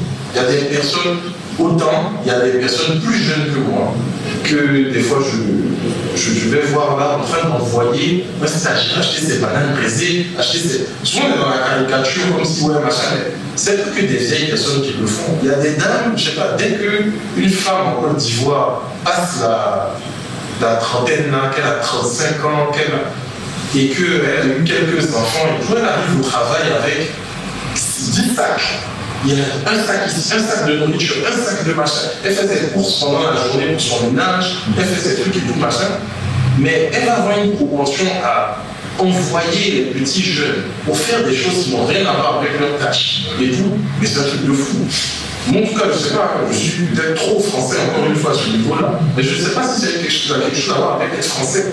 Tu embauches quelqu'un, ton enfant, quand il sera stagiaire, est-ce que tu as envie qu'on s'en sert pour faire de telles choses? Il est là pour apprendre un métier. Maintenant, c'est là juste. Il faut aussi sortir de ce que je suis en train de dire. Le stagiaire qui est venu, ça fait partie des codes. C'est l'expression aussi du droit des NES, en fait, mais il ne faut pas en abuser. Mais au-delà du droit des NES, il y a un code. Ici, on dit non, quand tu rentres dans l'inflation, tout le monde saute sur le pied gauche, saute sur le pied gauche ou quoi. Tu dois rentrer dans un groupe. Tu es demandeur. Tu es en train d'arriver dans l'entreprise. C'est vrai que tu n'es pas que demandeur, tu viens travailler, tu apportes de la valeur. Mais ta posture est que tu es un nouvel enfant. Donc, si ceux qui sont assis là, qui vont te donner le savoir, qui vont te donner les skills, qui vont te donner le contrat, ils aiment t'envoyer, ils aiment te demander si. C'est comme si, à la fin de la journée, on demande que tu aies l'intelligence émotionnelle, de ne pas être en réaction face à ça, de faire ce qu'ils ont à te demander, mais d'être toujours disponible pour travailler. Mais au moins, j'ai envie de dire à tous ces petits jeunes qui tapent à la porte des entreprises, il faut qu'il y ait une contrepartie. Moi, je réponds à tous tes cours, je vais acheter tes bananes braisées, je vais faire tes courses en midi et 2 pour toi, je tiens ton sac juste à ta voiture, tes multiples sacs juste à ta voiture. Mais à la fin de la journée, moi, je suis venu apprendre le métier de comptable. est-ce que tu veux faire apprendre le métier de comptable? Est-ce que, au-delà des photocopies que je fais à un moment donné, tu me donnes les voies et moyens pour avoir des bonnes compétences en comptabilité? Si la réponse est non, mais quitte ton stage. Je sais qu'il y a le chômage, c'est compliqué, mais quitte ton stage. Ils n'ont pas nécessairement ce recul-là, mais je vais faire un retour d'expérience sur ça, parce que moi, grosse PME d'une cinquantaine de personnes, mais au bout d'être une vingtaine. Et c'est vrai qu'il y a des fois, je demande des services à petits comptables, mais j'ai viens de dire, excuse-moi, est-ce que tu peux me rendre ce service? C'est pas, tu vas me chercher. En fait, j'estime que je suis dans une posture où ce n'est pas son devoir. Je sais qu'on le fait aisément, mais je me demande, s'il te plaît, et s'il me dit non, je m'en offusquerai. Pas que si tu es vraiment une patronne et tout, il ne va pas. Et généralement, il ne peut pas mais parce que aussi, c'est là que j'essaye de trouver, en tout cas, mon équilibre, et j'essaye de ne pas en abuser. Maintenant, sur la question du management, parce que j'ai beaucoup constaté, c'est le micromanagement. Et non pas exercer sur moi, puisque j'avais quand même des idées assez franches, mais dans ma pratique du management, je micromanage énormément. Je suis très directive dans ce que je veux. C'est limite, crée-moi un fichier Excel, nomme-le comme ça, mets-moi 6 colonnes dans les colonnes. Et je suis obligée de faire ça parce que sinon, en fait, ça se fait pas. Est-ce qu'ils sont seniors, les gens? Alors justement, par contre, c'est les niveaux aussi de... Il y a des seniors dans le lot. Il y a eu des seniors et j'ai eu beaucoup de mal à fonctionner avec eux parce que justement, leur niveau de seniorité faisait que quand j'essayais de micromanager, bah, ils n'étaient pas contents, mais quand ils faisaient ce qu'ils faisaient, bah, en gros, il fallait que je reprenne tout pour pouvoir le présenter d'une manière intelligible et qui fasse avancer aussi le schmilblick, quoi. Et puis c'est vrai que sur cette structure-là, il y a...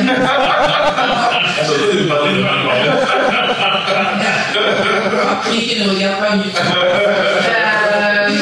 Et par contre, tu as les juniors qui sont très volontaires, mais effectivement, il y a cette stratégie de recrutement où on prend des gens à des petits salaires et donc vraiment des personnes qui n'ont pas beaucoup d'expérience et où tu en es à devoir expliquer comment fonctionne le pack office, Excel, Word et autres. Et qui face à de tels profils, le micromanagement est une nécessité. Ouais. Mais face à des seniors qui sont dans ton équipe, si tu micromanages du fou, là c'est plus un travers qui est tien. Oui, parce que tu as une volonté, tu as du mal à déléguer.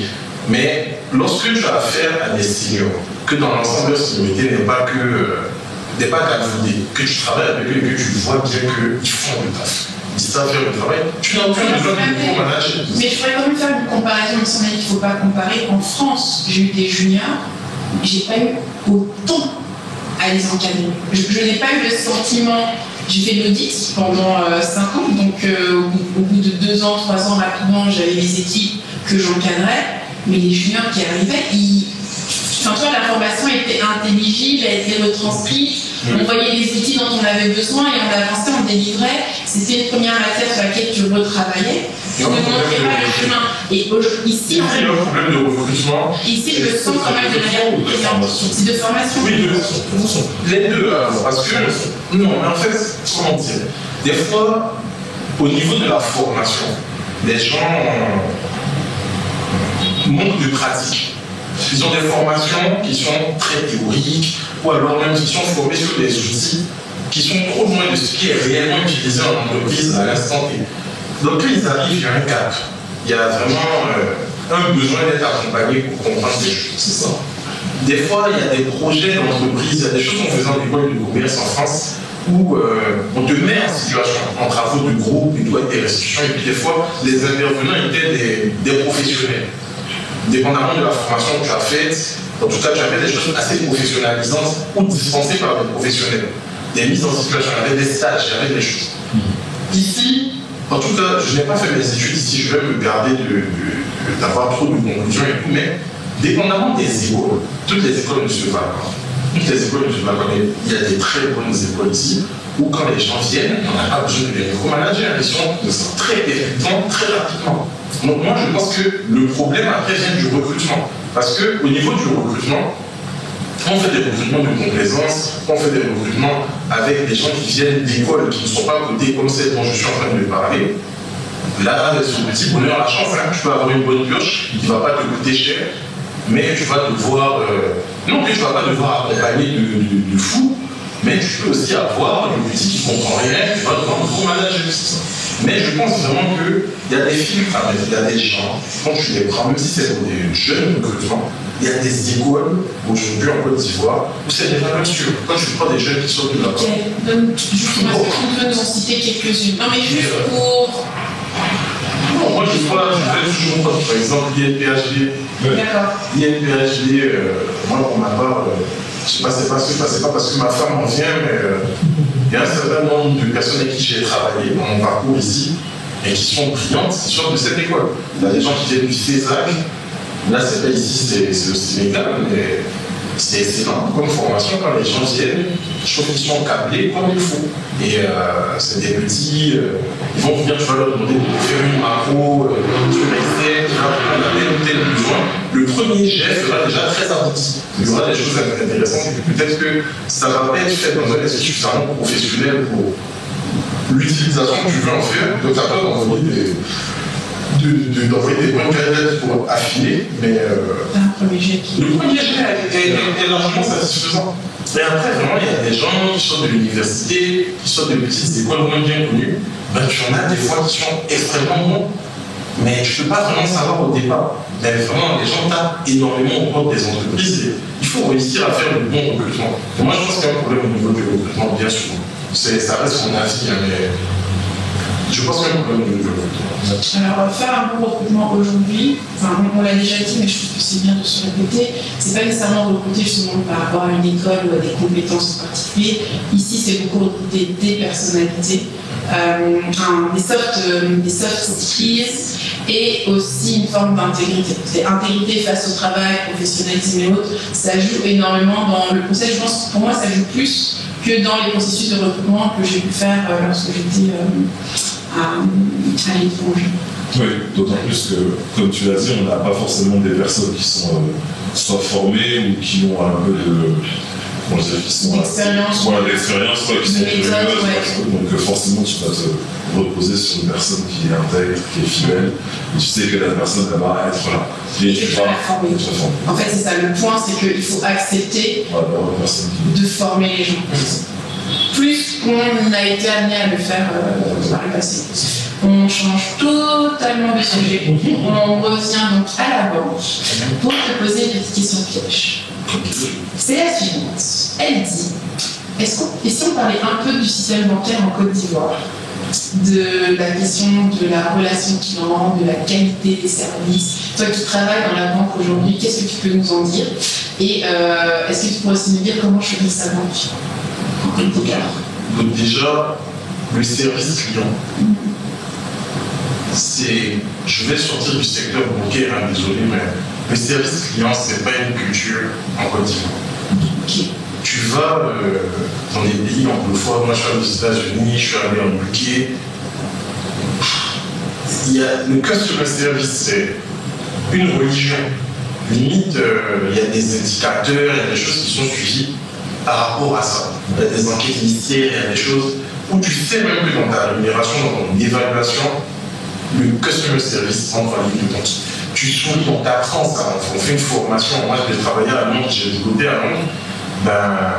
Juste même pour accueillir quelqu'un au supermarché, on te met un badge que il faut sourire, machin chouette. Il y a un rendu qui est immédiat de la part de ton manager de proximité que tu ne souris pas quand tu parles aux gens, etc. Et contrairement en France, quand il est l'heure de la fermeture, quand il y a 1 minute de l'heure de la fermeture, les gens sont déjà prêts à fermer les stores en France. Quand tu arrives, on te fait comprendre que on va fermer. En Angleterre, j'ai jamais eu ce genre d'expérience. En Côte d'Ivoire, ça n'existe pas. Les gens prennent des pieds pour venir au restaurant, la serveuse est désinvoltée par la si elle postillonne pas pour certaines. Il y a de tout. Tu peux avoir, et même dans des endroits vraiment de très bonne facture, quand je dis de bonne facture, de très haute facture, genre ça coûte cher. Et tu vas là-bas, mais la personne qui est là, je ne sais pas quelle école la personne a fait, quelle école d'hôtellerie, mais la manière même de faire n'est pas bonne. On t'amène ton plat, il n'y a pas de couvert gêne après, etc. Il y a des erreurs de casting. Et encore une fois, quand on parle de formation, je pense qu'il y a des gens qui forment bien ici à ces métiers-là. Mais je ne sais pas trop comment, au moment où on fait le recrutement, est-ce que les gens sont attentifs à certaines choses? Et donc, pour vraiment rester dans la question qui m'est posée, le customer service, pour moi, c'est pas une culture ivoirienne.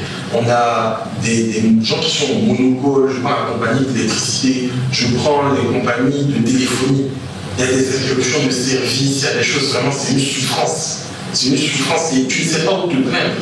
Quand tu te plains, des fois on ne te répond juste pas parce qu'ils ont. C'est normal, les CME m'ont toujours répondu, toujours été hyper actifs et toujours été très agréablement servis. Tout dépend de ce que je dis. Ouais, je t'assure. Tout dépend de ce que je dis. Au téléphone. La CIE dans le quartier de mes parents, comment il y avait des surtensions, pas possible, des départs de feu même à côté de chez mes parents, etc. Il y a un écran plat de mon père qui coûte une fortune qui a grillé. Une clinique a grillé, on me dit oui, écrit tel courrier à telle personne. On a envoyé les 10 courriers, ils envoient des experts qui viennent regarder, puis sinon c'est pas faute, ton installation n'est pas bonne. Mais à côté aussi, il y a eu un départ de feu, c'est de leur faute que l'installation n'est pas bonne, et à côté. Et ça va dépendre des on se perd, voilà, je veux dire, vraiment je dis, les expériences sont diverses et variées, mais vraiment, il y a un nombre inconsidéré de personnes qui se plaignent, qui demandent à être assistées, mais quand tu n'assistes pas, ou c'est une voie automatique qui te parle disant sans régler ton problème. Et je veux dire, les entreprises qu'on sollicite tous, je prends Canal, là c'est pas forcément une expérience client de cette manière, mais il y a l'euro et puis il n'y a pas les matchs de l'euro à la télé. Il y a certains matchs de Ligue des Champions qu'on ne montre plus. Et tu vas regarder en France, ben là ils montrent toujours. Mais nous on est. Ça pose un problème ça. C'est pas le sujet. On a raison. Oui, c'est la manière dont on te l'explique. Nous sommes des clients. Moi, je ne regarde pas la télé pour le journal télé, etc. Je ne regarde que le sport à la télé. Je suis un obsédé de football et de basket. J'ai payé Canal depuis toujours, j'ai Canal depuis que je suis enfant. Aujourd'hui, il y a l'euro, je veux regarder l'euro. C'est ça. Ne me vends pas une chaîne, on parle en anglais, ou je dois payer un supplément pour avoir l'euro, mais c'est indélicat aussi de faire ça. Et moi, je suis désolé, il y a des choses comme ça, ce serait du jamais vu en France. Pour un client français, tout d'un coup, ils vont faire ce genre de choses. Les groupes sont trop relax pour faire certaines choses dans nos contrées et tout. Moi, ça reste mon avis. Mais je trouve que les gens sont relax pour donner un service client médiocre en Afrique. Pour revenir aux banques, moi je suis un employé du secteur bancaire. Nous on ne fait pas la queue. Nous on a des caisses dédiées, on a des gens dédiés en interne. Quand on a des choses à faire, on va voir pour que les choses se fassent. Mon expérience bancaire n'est pas significative. Mon expérience bancaire est biaisée parce que j'ai besoin de faire un truc, je le fais en interne. Il y a des choses qu'on ne paye pas, etc. Bien souvent, les gens viennent vers nous. Ah, mais tu travailles dans telle banque, j'ai tel problème, gère pour moi. Le truc où moi je bosse, c'est que je gère les virements étrangers. Tu as un problème, ta carte ne fonctionne pas, c'est pas moi qui vais gérer ton truc. Et maintenant, si je dois passer par le collègue qui doit les machin, je peux t'aider, hein, mais souvent on passe notre temps à faire ça. Mais au final, dès qu'on sort de notre banque et qu'on va dans la banque voisine, parce qu'on a un compte avec, on va faire un truc, on devient fou. On comprend très bien ce que vous vivez tous. Toutes les banques se valent. J'ai pas envie de nommer des noms ici, mais par exemple. Alors, sans nommer de nom, mais sans donner de nom. Comment choisir sa banque? Quelle est la banque, enfin, quelle est la meilleure banque?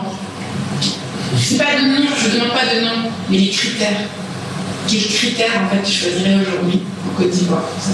La meilleure banque pour un particulier, pour une entreprise. Pour un particulier, pour une entreprise.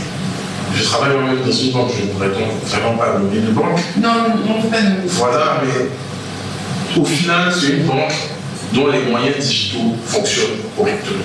Ok. Parce qu'on est dans un pays où il y a énormément de stress au niveau de la circulation. On est dans un pays où vraiment se déplacer peut être très coûteux. Moi, je pense que la meilleure banque, c'est la banque qui a les canaux digitaux qui fonctionnent le mieux. Donc, on a des cartes prépayées, on a une application qui est diligente, qui permet de faire des virements externes. Quand on va faire ses dépôts d'espèces, c'est directement au truc et on n'a pas à attendre 4 heures. Exactement. Non, en fait, je pose la question, tu as bien compris que j'ai su. Ma question est intéressante. Tu vas faire ton dépôt et tu fais 3 heures assises. Juste pour déposer quelques millions de francs. Aujourd'hui, tu me dis, je te paye par chèque, je veux pas tout chèque. Donne-moi mon argent, fais-moi mon virement. Je ne veux pas aller à la banque. Donc, effectivement, je suis assez d'accord avec toi. Une banque dont les services digitaux sont les plus développés et qu'on soit particulier ou entreprise, à mon avis, c'est la meilleure.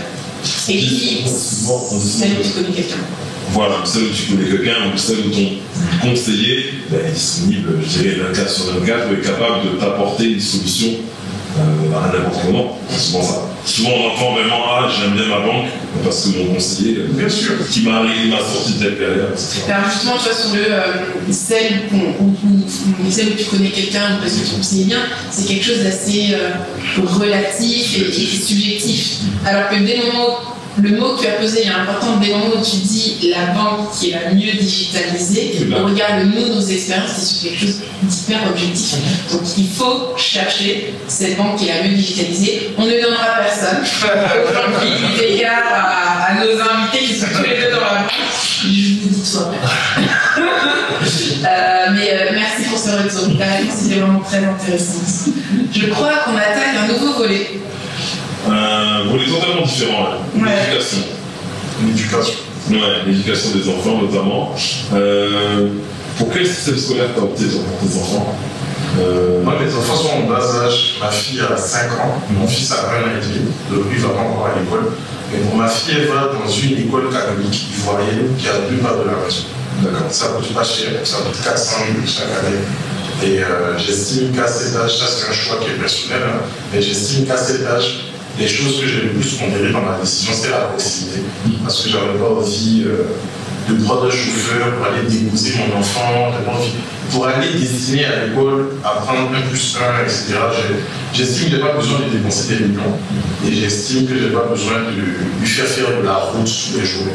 Donc ça, c'était ce qui a guidé moi mon choix. C'est vrai que les premières années pour un enfant, c'est structurant. Donc, dépendamment des ambitions qu'on a, il faut aligner l'endroit qu'on choisit pour son enfant. Mais moi, tant que l'endroit, on y va et qu'on trouve qu'il y a une hygiène qui est correcte, qu'il n'y a pas trop d'enfants par classe, qu'on va vraiment regarder votre enfant, on va s'en occuper. Pour l'instant, pour moi, ce n'était pas important de mettre mon enfant dans un endroit trop renommé. Donc, pour l'instant, je suis catholique, ma femme est catholique, on a mis notre enfant dans un endroit où il y a ses valeurs. On commence à l'apprendre, à suivre certains patriotismes, on chante devant le drapeau, on va à l'église, on fait une petite prière ou deux, on chante, et puis hormis ça, on apprend des bases, de savoir lire, écrire, connaître les couleurs, etc. Donc, pour moi, pour ça, il n'y a pas besoin d'aller. Parce que comme j'ai dit, à Abidjan, il fait chaud.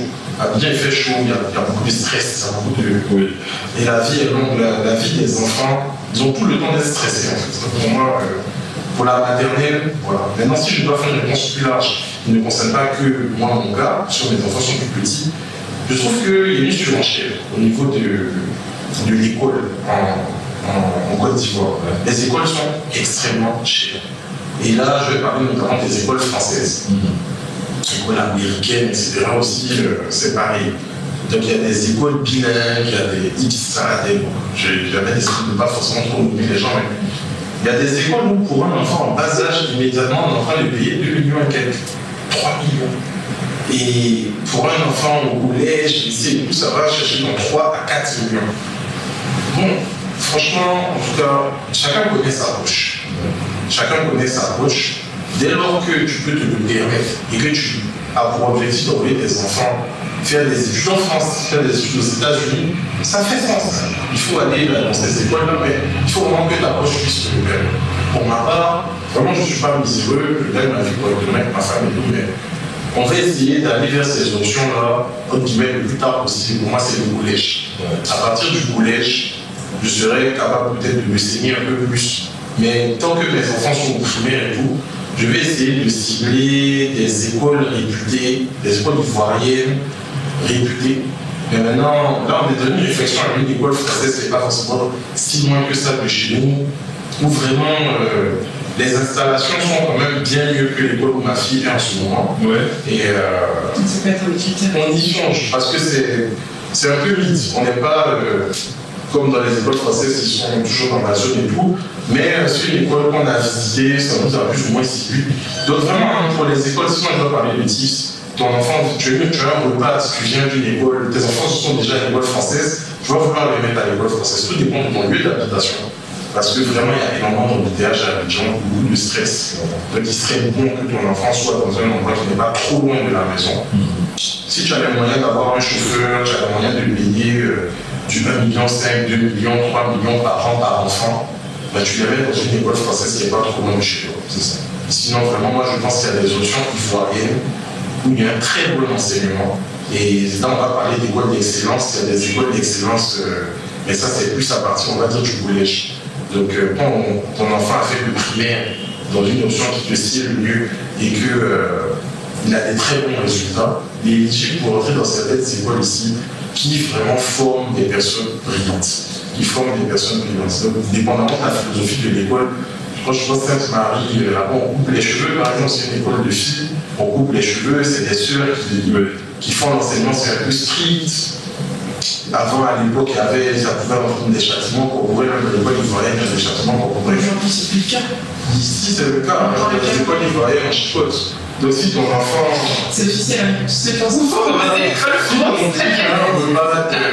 Si tu as fait l'école ivoirienne à l'époque et que tu es ça n'a rien de dire de mettre ton enfant là-bas parce qu'on va pas le foutre la prochaine pour le fouetter, c'est pas ça le sujet.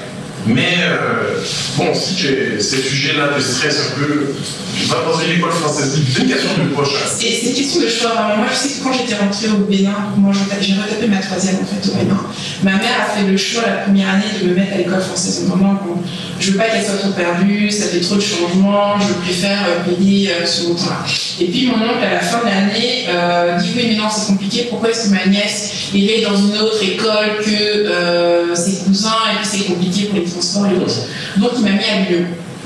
Honnêtement, c'est une école béninoise. C'est une école programme béninois. Ça s'est extrêmement bien passé. Et ce qui est rigolo, c'est que j'arrive à Lyon, les enseignants, les élèves disent non mais elle, on va la couler dans les 2 semaines, elle est perdue. Enfin, c'est une de ces Bangui, c'est ça, Biovo, la barbe Biovo Méris, qui débarque, qui ne comprend rien, qui n'a pas le niveau. Mon oncle avait proposé, je passais en seconde, il avait proposé de me mettre en 5e. Non, elle n'y arrivera pas.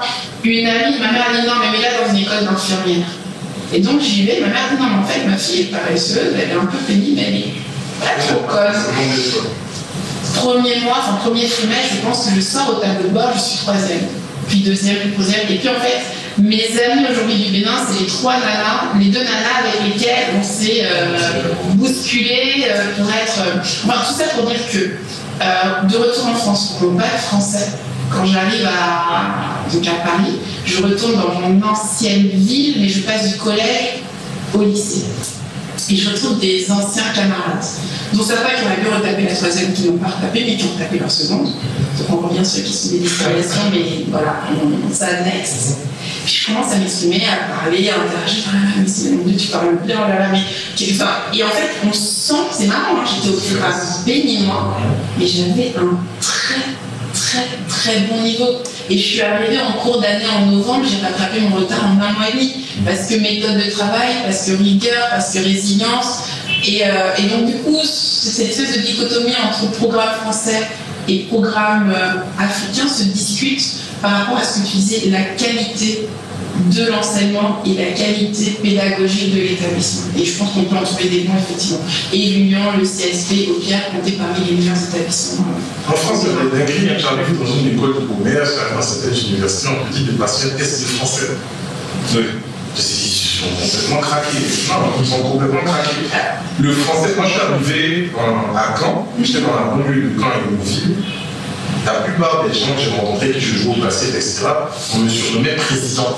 Parce que quand je parlais, on se foutait dans le genre, mais quand tu parles bien, comme ça, peut-être tu dis des mots compliqués, comme ça, peut-être tu as des inversions quand tu parles. Parce que moi, en tout cas, j'ai toujours très bien parlé le français, même je le perds en français, mais je parlais un français soutenu. Mon père a toujours parlé un français très soutenu à la maison. Et on se foutait de moi tout le temps à l'école pour ça. Tous les mots, il n'y a pas de. Et au-delà de ça, les maths, machin, je ne sais pas les élèves les plus brillants du monde, mais on avait un certain niveau. Ouais. On avait un certain niveau. Et moi, je n'ai pas fait l'école ivoirienne, j'ai fait Mermoz, mais en arrivant en France, souvent les institutions et tout, on a une manière de parler comme si faut qu'on te check, qu'on soit sûr que tu as une arrêt.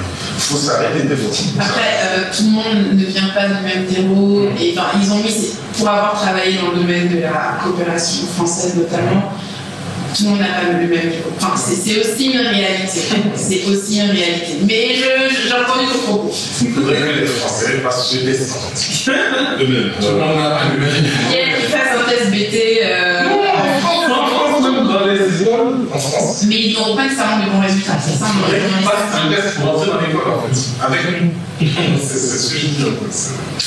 On attaque le volet santé, j'y vais. J'attaque, ok. C'est quel dispositif de couverture médicale que tu as choisi pour ta famille aujourd'hui? En fait, moi, je suis couvert à 100% par mon employeur. La femme également. Ah oui, la banque. Voilà, nous sommes dans des... Mais en fait, pourquoi vous posez la question de la banque? Et ce qui est marrant, c'est que c'est la même chose à l'étranger, quoi. Non, il y a un biais monumental. En France, il y a la sécurité sociale et qui couvre énormément de choses. Il faut vraiment que tu aies un axe spécialisé de fou pour que tu ne sois pas couvert, qu'il y ait peut-être une mutuelle, j'en sais rien. Mais dès lors que tu es dans la banque et l'assurance même en France, t'es... Voilà, mais c'est pas aux petits oignons et c'est la même chose ici. C'est même ça. Bon, next. Next. Personnalisation, on en a déjà parlé. Ouais, c'est ce qu'on a déjà parlé. Tu parles beaucoup, mon cher. Tu anticipes même notre question. Merci bien. Non, mais en fait, j'en juste s'il faut, si je peux. Ah, avec grand plaisir. Donc, pour le personnel de maison, quand on a des enfants en bas âge, on est très tributaire du personnel de maison. Et c'est très important le choix qu'on va faire. Donc, vraiment, moi, j'invite les personnes qui sont au BAT à vraiment checker l'antériorité du personnel de maison. Avant que tu continues, tu checkes comment? Le check comment, c'est pas avec les agences qui me disent je connais la fille, je connais ses parents, elle a travaillé pour Internet, c'est eux-mêmes qui font les CV parce que souvent les filles savent pas écrire, elles n'ont pas d'ordinateur. Donc généralement, ils prennent des gens de manière usinée, ils prennent à la chaîne, ils font des CV en parlant avec des gens, mais eux ils s'assurent vraiment qu'ils ont affaire à des personnes qui ont une probité. Je ne peux pas faire ça avec un entretien comme ça. Et il y a plein de filles qui viennent chez toi qui volent, il y a des gens qui sont de mettre des tracas avec des gens qui te tombent dessus. Ça existe. Donc en fait, tu ne sais pas la probité de quelqu'un avec un entretien à la va-vite. Mais quand toi, tu veux embaucher quelqu'un, il faut vraiment prendre le temps de parler à la personne. Il faut prendre le temps de demander à la personne peut-être de te donner le numéro de son ancien employeur. Ça va être beaucoup plus dur de trouver la personne, tu risques de mettre un peu plus de temps. Mais si c'est possible, parle à la personne qui l'a embauché avant toi, parle à la personne qui l'a embauché avant encore. Parce que c'est une fille qui est partie sans problème d'où elle est partie, elle n'a aucune difficulté à te donner le numéro des gens chez qui elle était avant. En revanche, elles vont toujours te raconter des trucs pour ne pas te donner le numéro, parce que la plupart des filles partent parce qu'elles sont paresseuses, elles n'ont plus envie de travailler. Elles ont eu un problème, qu'elles ont volé un truc, il y a toujours une histoire. Et des fois, c'est juste un pété correct en partant. Elles partent, elles ont une fête, Pâques, elles ont envie d'aller au village, elles vont au village, et puis elles ne reviennent pas quand c'est prévu, elles plantent l'employeur. Donc l'employeur est énervé parce qu'il a plein de choses à faire et il comptait sur toi et tu n'es pas revenu. Donc derrière, il ne va jamais te recommander. Mais quand tu appelles, la personne, moi, si elle a eu l'honnêteté de dire ben, je suis parti, je n'ai pas respecté les termes du contrat, mais bon là je suis venu et vraiment je suis venu au minimum 6 mois. Mais c'est déjà plus honnête. Mais c'est des check-ins qu'il faut faire. Il faut poser les questions pour avoir une vraie idée de à qui tu as affaire. En fait, il faut accepter de perdre du temps parce que ça prend du temps. Mais pour trouver la bonne. On est dans l'urgence, mais il faut poser un certain nombre de questions avec des preuves à l'appui. Ça, c'est vraiment très important. Maintenant, quand on prend des bonnes pour des servantes pour des enfants en bas âge, les enfants en bas âge sont beaucoup malades, il y a des médicaments à donner et tout. Donc, il est bon de prendre quelqu'un qui sait au moins lire et écrire. C'est en général mieux de prendre quelqu'un qui sait lire et écrire pour le mettre chez toi. Parce que quand tu pars au travail ici en Côte d'Ivoire, le temps de rentrer à la maison, il est tard. Souvent là-bas, on a une certaine efficacité des infrastructures, de transport et tout, qui fait que tu n'es pas parti pour trop longtemps. Tu fais ta journée de 7h, 8h, tu rentres. Mais ici, avec les embouteillages, etc., tu peux laisser tes enfants dans la main de quelqu'un quand même un peu longtemps. Et il est bon d'avoir quelqu'un qui est lettré, qui pourra lire des médicaments, qui pourra lire un papier, qui pourra lire une liste de courses, écrire une liste de courses. Parce qu'ici, les bonnes font comme tu t'envoies des notes vocales là. Il faut prendre la tomate, une note vocale de 8 minutes pour te dire 4 choses à acheter, ça existe. Et c'est plus pratique d'avoir des gens qui ont un petit niveau d'études. Et ces personnes, plus la personne a un niveau, plus c'est quelqu'un qui ne va pas vouloir rester chez toi. C'est quelqu'un qui a assez rapide, qui a envie de partir quelque part d'autre. Le salaire que tu paieras à cette personne, s'il n'est pas trop élevé, Donc, vous leur expliquez à 75 000. À la fin de la journée, c'est rare les personnes qui payent les servantes à 75 000, les servantes qui restent chez elles à la maison. Quand vous prenez quelqu'un, si c'est possible, si vos enfants sont suffisamment grands et tout, si la personne peut partir et revenir chez vous le lendemain, vous laissez la personne descendre, faites-le. Mais maintenant, la personne à ce moment-là doit habiter tout près de chez vous. Parce qu'en termes de transport, la personne ne va pas arriver à l'heure le matin quand vous devez partir, etc. Donc il faut prendre des gens qui habitent généralement à côté de chez vous. À Abidjan, on a invité tous les bidonvilles, les endroits où les personnes avaient l'habitude, les petites cités de dortoirs à côté de où les gens habitent. Ben, les gens ne peuvent plus y vivre parce qu'on a tout cassé ou c'est trop cher. Donc aujourd'hui, les gens vivent loin. Les gens personnels, les gens vivent un peu loin de chez les gens chez qui ils doivent travailler. Donc en termes de transport, ça coûte cher. Donc forcément, payer quelqu'un qui descend tous les jours, il va falloir débourser 100 000, 150 000. Et selon combien vous êtes payé, c'est pas tout le monde qui peut se le permettre. Parce que souvent, en étant en repas, vous allez avoir un chauffeur, vous allez avoir une à deux nounous, si vous avez des petits enfants, ce sera deux nounous. Vous allez avoir un gardien.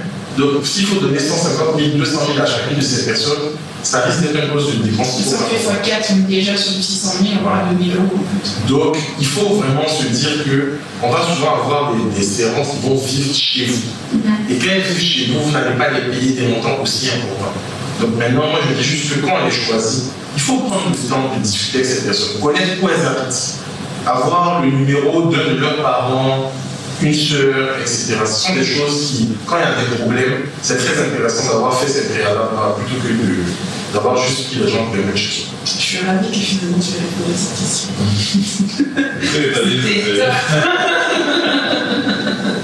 Merci beaucoup. Du coup, on va terminer avec un truc qui tient à cœur, quand même. J'en ai parlé un peu dans l'intro, la cuisine. Est-ce que tu peux rapidement dire de quoi il s'agit? Ok, donc la cuisine, ça c'est une aventure entrepreneuriale qu'on a lancée, on va dire en 2014 avec des amis à moi. Donc en clair, au début on le faisait juste entre nous, et puis on a décidé d'en faire une entreprise formelle depuis 2016. On fait notre petit bout de chemin. Donc en fait c'est du B2B et du B2C, où on vend un service. Ce service-là, c'est de faire des quiz de culture générale. Donc, quand on parle de B2C, on a une filiale quelque part au centre d'Abidjan, où on va réunir une fois tous les 2 mois environ 100 personnes. On les dispatche dans des équipes sur une base aléatoire, donc ça fait qu'on se retrouve avec des gens qu'on ne connaît pas. Et on est amené à répondre à des questions de culture générale en groupe. Donc on se concerte, on donne des réponses, on a des bons points, des mauvais points, et à la fin de la journée, on met un score. Et ce score vous permet de vous qualifier pour la grande finale ou pas. Pendant cette grande finale, on va ressortir un vainqueur, et ce vainqueur repart avec des lots. Donc les lots, généralement, on essaie d'ouvrir des choses d'entreprises, d'artisans, locaux, pour essayer de mettre en avant des personnes qui font du bon travail ici. Mais il faut aussi, selon les partenariats qu'on arrive à trouver, ça nous arrive d'offrir des billets d'avion, d'offrir des voix. Donc il y a eu des éditions pour faire des choses un peu plus intéressantes. Mais au final, l'intérêt même de ce jeu, c'est le résultage. Donc nous, on fait venir du monde et on a des gens généralement qui aiment la culture générale, qui ont une certaine ouverture d'esprit. Donc notre clientèle, c'est une clientèle qui peut parler dans le monde au Parce que, je ne sais pas, souvent quand on vient en Côte d'Ivoire et qu'on n'aime pas, on peut avoir un choc culturel, un choc dans les centres d'intérêt vis-à-vis des personnes qu'on rencontre. Et donc c'est très facilement que dans des dates, dans des relations professionnelles, dans des relations amicales, on peut être un peu étonné par la manière dont les gens réagissent. Et des fois, ça ne clique pas. Mais comme on le disait un peu plus tôt, il faut fréquenter des choses, des gens qui matchent avec qui on est, avec ce qu'on est, pour avoir une bonne santé mentale, etc. Et ce jeu-là, en tout cas, moi, je fais ça un divertissement sain. C'est pour ça qu'on l'a créé. À l'époque, quand j'étais étudiant, j'aimais pas trop les beuveries, le m'as-tu vu, je vais quelque part juste pour trouver du sexe, non, c'est pas. J'aimais bien quand même qu'on avait de l'événementiel qui était orienté vers quelque chose d'un peu plus intéressant, vers quelque chose d'un peu plus productif. Et à savoir, pour moi, quand on fait des soirées à thème, on va faire un fit trial, on va faire j'en sais rien, moi, des jeux de société, etc. Ça donne un prétexte. C'est vrai qu'à la fin de la journée, on est des hommes et des femmes, on a tous les mêmes sens d'intérêt très basiques. Mais c'est bien que ces petits artifices, ça donne une gamme qui est un peu plus sympa. Et la cuisine, c'est ce qu'on apporte. Donc ça, c'est quand on le fait en B2C, mais après le B2B, on fait des événements d'entreprise, team building, etc. On a une clientèle vraiment très, très étouffée avec des très grandes entreprises, des plus petites. Et puis nos pricing sont, on va dire, assez malléables, hein, donc, dépendamment des budgets, on arrive à s'ajuster. Mais en tout cas, c'est une activité dont je suis très fier, qui se passe quand même très bien ensemble. Et puis vous êtes tous les bienvenus, dès que possible, en tout cas, pour venir voir ce que ici. Ouais, vous êtes tous les bienvenus pour venir tester la cuisine. C'est quand le prochain rendez-vous? C'est aujourd'hui même, quand je vais le tournage, j'y vais. Et donc la prochaine? La prochaine, ce sera sûrement dans 2 mois. Comment est-ce qu'on fait pour être informé? On a des pages, tu nous donneras tout à fait pour qu'on puisse les renseigner. C'est ça. J'y serai pour la prochaine. Il n'y a pas de souci, je prends au bout. Je pense qu'on a le tour. Ouais, je pense, ouais. Je ferais bien encore une sortie de route parce que je crois qu'on n'a plus le temps. Ouais, non, mais. Exactement. Écoute, merci déjà pour cet épisode-là. Je vais faire ma petite minute de réclame, elle est nécessaire pour. Ou alors, tu sais quoi? Tu vas la faire. Et tu vas inviter cette caméra toujours. Tu vas inviter en fait nos auditeurs à s'abonner, à commenter, à poser des questions, à nous suivre. Enfin, tout ce qui va faire que Aquabac demain sera un média incontournable au sein de la communauté des rapatriés. Ok. Donc en tout cas, chers rapatriés, c'était Aquabac. Merci de vous abonner, cliquez sur la petite cloche, likez, mettez des commentaires, parce que ça donne de la force à ce média, ça lui permet de grandir. Donc on attend vos réactions, on attend vos questions, parce qu'on a soulevé pas mal de sujets qui vous intéressent ou qui vous intéresseront dès que vous aurez les questions sur le territoire. Donc n'hésitez pas à réagir, ça ne coûte rien. Et puis ça permet à tout le monde d'aller de l'avant. Donc merci beaucoup. Ouais, c'était un peu pressé par type, mais on n'a pas tout à fait fini. Dernier exercice, question mystère, mais 360. Parce qu'on est sadique, mais on est aussi un peu maso. Donc on aime bien se prêter à l'exercice qu'on inflige aux autres. Donc tu vas prendre 2 questions que tu vas nous poser. Respectivement, tu vas choisir à qui tu les adresses. Et on va répondre en toute franchise et sans filtre. Une question chacun. Je vais voir beaucoup de questions là. Voilà, une question chacun. Donc on va commencer par Ismaël. Ok. Ismaël, si tu devais décrire ton premier jour de travail post-rapatriement en un mot, lequel serait-il? Alors moi, mon premier jour de travail post-rapatriement, il était plutôt chouette parce que moi j'étais dans l'entrepreneuriat. Donc ça a commencé dans mon lit à 8h, un petit café sur la terrasse. Ouais, franchement, j'avais pas. Non, c'était un premier jour de liberté. En fait, moi, c'était vraiment le mot, c'est liberté. Donc, une belle expérience, plutôt très contente. Super. Et Luna, Ouais. est-ce que la qualité des soins de santé a influencé ton choix de répatriation? Ça propose dans les assurances. Ouais, alors, au début, non, parce qu'en fait, avant, nous, on était au Congo. C'est vrai qu'en arrivant ici, on s'est dit que forcément, on allait avoir peut-être un peu plus d'infrastructure par rapport au Congo, sans négliger le Congo, bien sûr. Mais non, on va pas dire que ça a été Et bien, on est tout bon. Ça y est. Merci beaucoup, Loïc. C'était hyper instructif. On a passé un super moment. Merci beaucoup. Je pense qu'on se revoit dans un moment. On envisage de faire le match retour. Exactement. Pour voir si Ok, merci à vous. Merci. Au plaisir. Ciao. Salut.